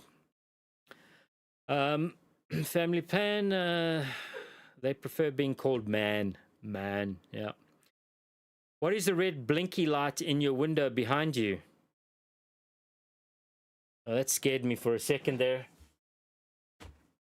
Blinky light. Oh. So I have these. Maybe I can pan up. That's what it is. I think this is the first time you guys are witnessing the ceiling of my cabin. As you can see, it's finished with fine Italian tiles. I shipped the bronze tiles in from Italy.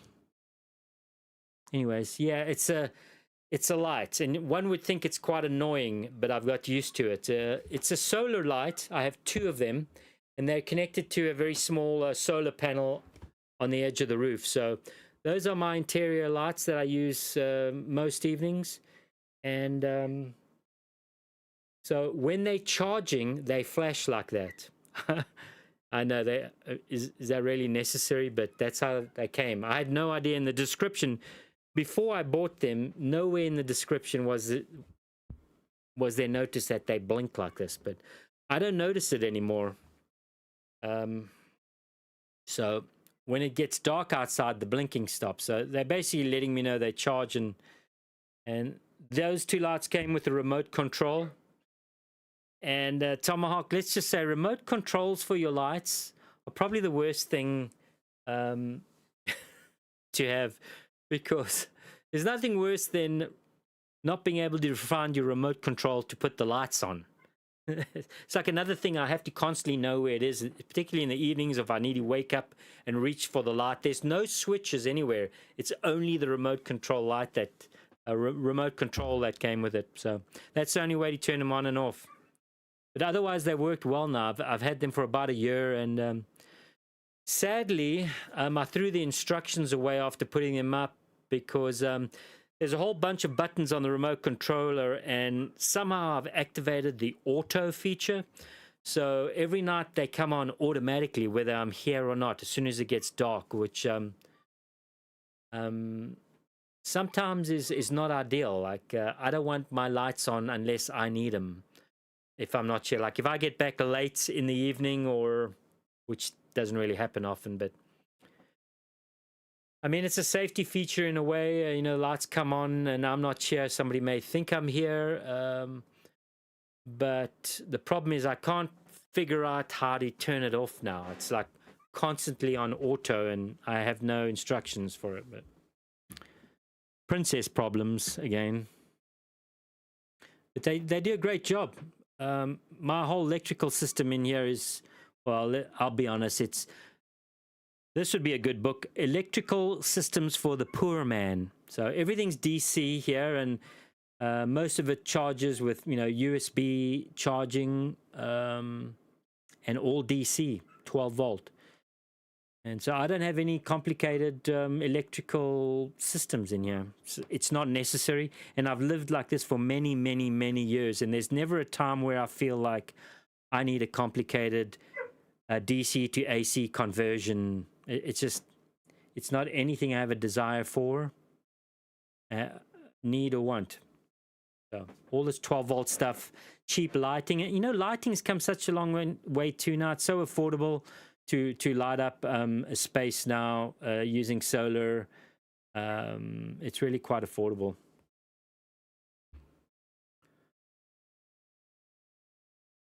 I don't know if you guys can hear Ranger. He's outside whining, but I'm not letting him in. He's in the dog box.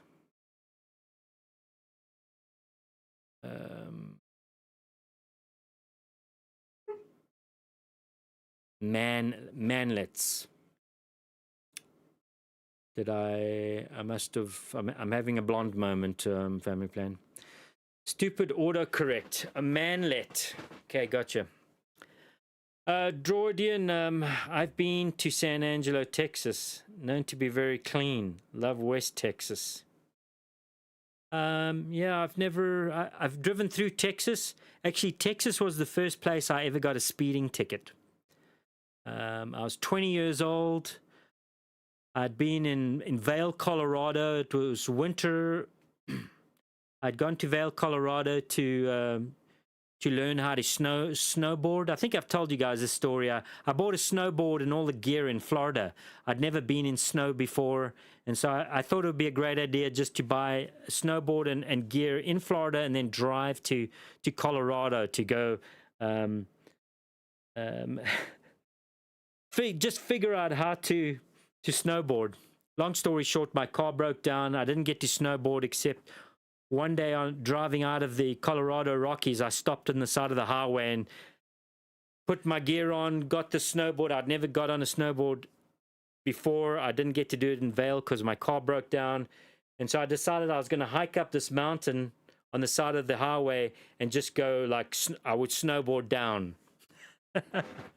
It didn't happen, but anyways, it was that trip where I ended up driving back to Florida, and I ended up in New Orleans Mardi Gras. Talk about degeneracy.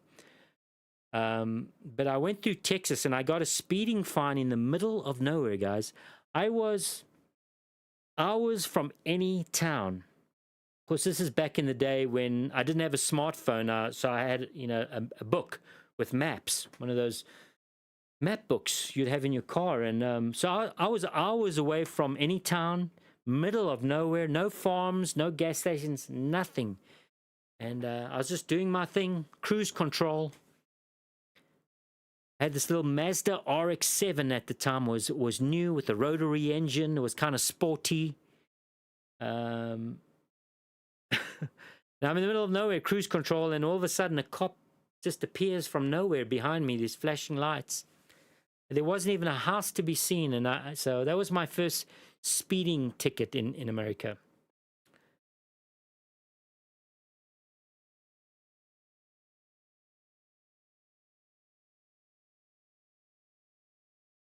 Okay, where was I?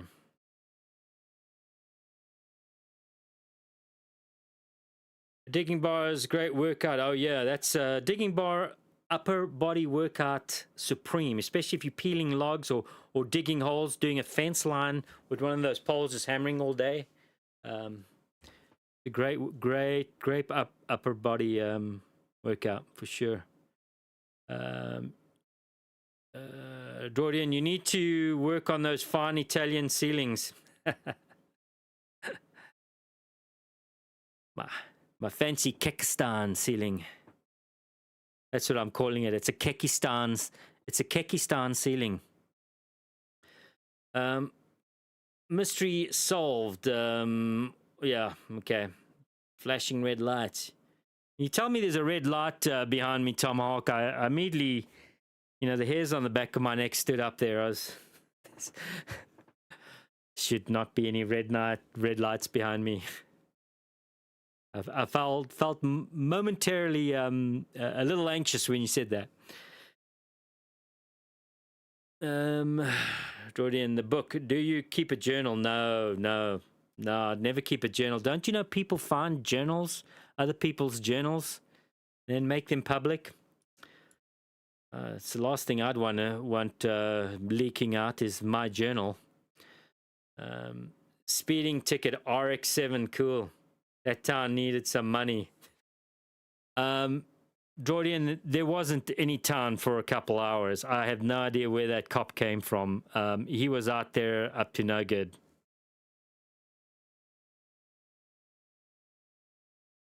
I mean, I'm typically law abiding, especially in and out of towns. I may, back in those days when I'm out in the middle of nowhere, like kick up the cruise control to maybe like 15 miles over the speed limit. You know, when you're in the middle of nowhere, you haven't seen any cars or trucks for hours, you know, like maybe I'll just bump her up to 10 or 15 miles over. But, you know, you come close to town, you immediately get within the limits of the law. So that guy was out there for, I don't know, it's just weird. Cops out in the middle of nowhere. That was way back in my 20s, though.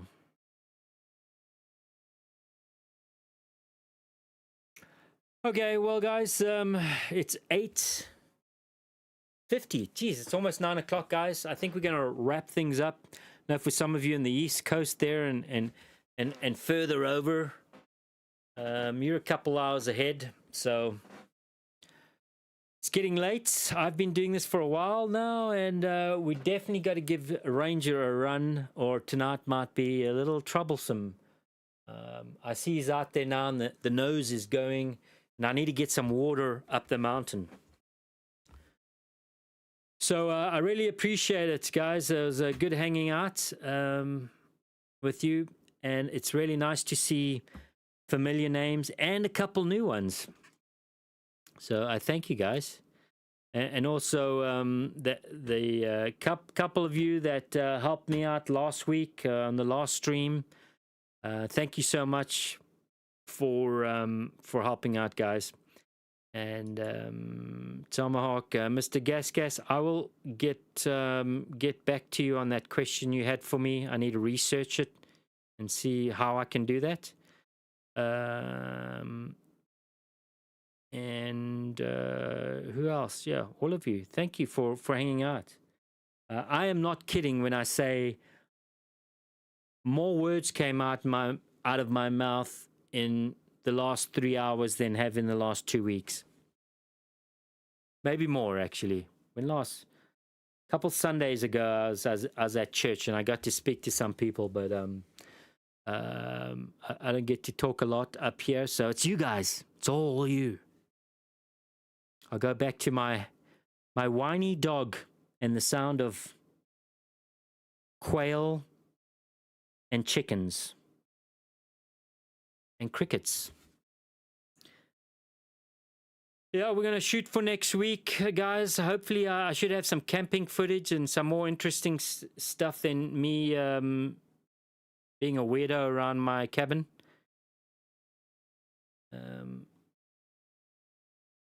Thank you, guys. Kevin, very interesting show tonight. Go give me Ranger a run, and we'll catch you next stream. All right, Kevin?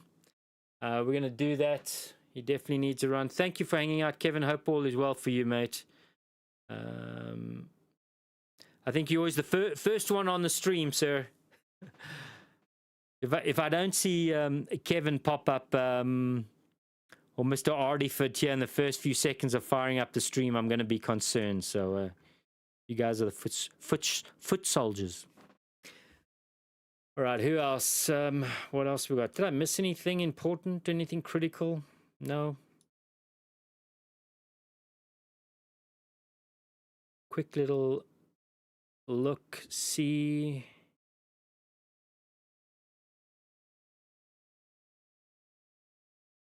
Okay, well, that's it, guys. Thank you so much, and have a good evening. Tomorrow, we're back into Monday. For those of you that have to toil for the shekels, you know, keep planning your escape. Baby steps, you know, sometimes you just need to every month take one little step closer to that end goal, whether it be your little off-grid cabin somewhere or that remote property eventually. Just like each month, do one little thing that'll get you closer to that. All right.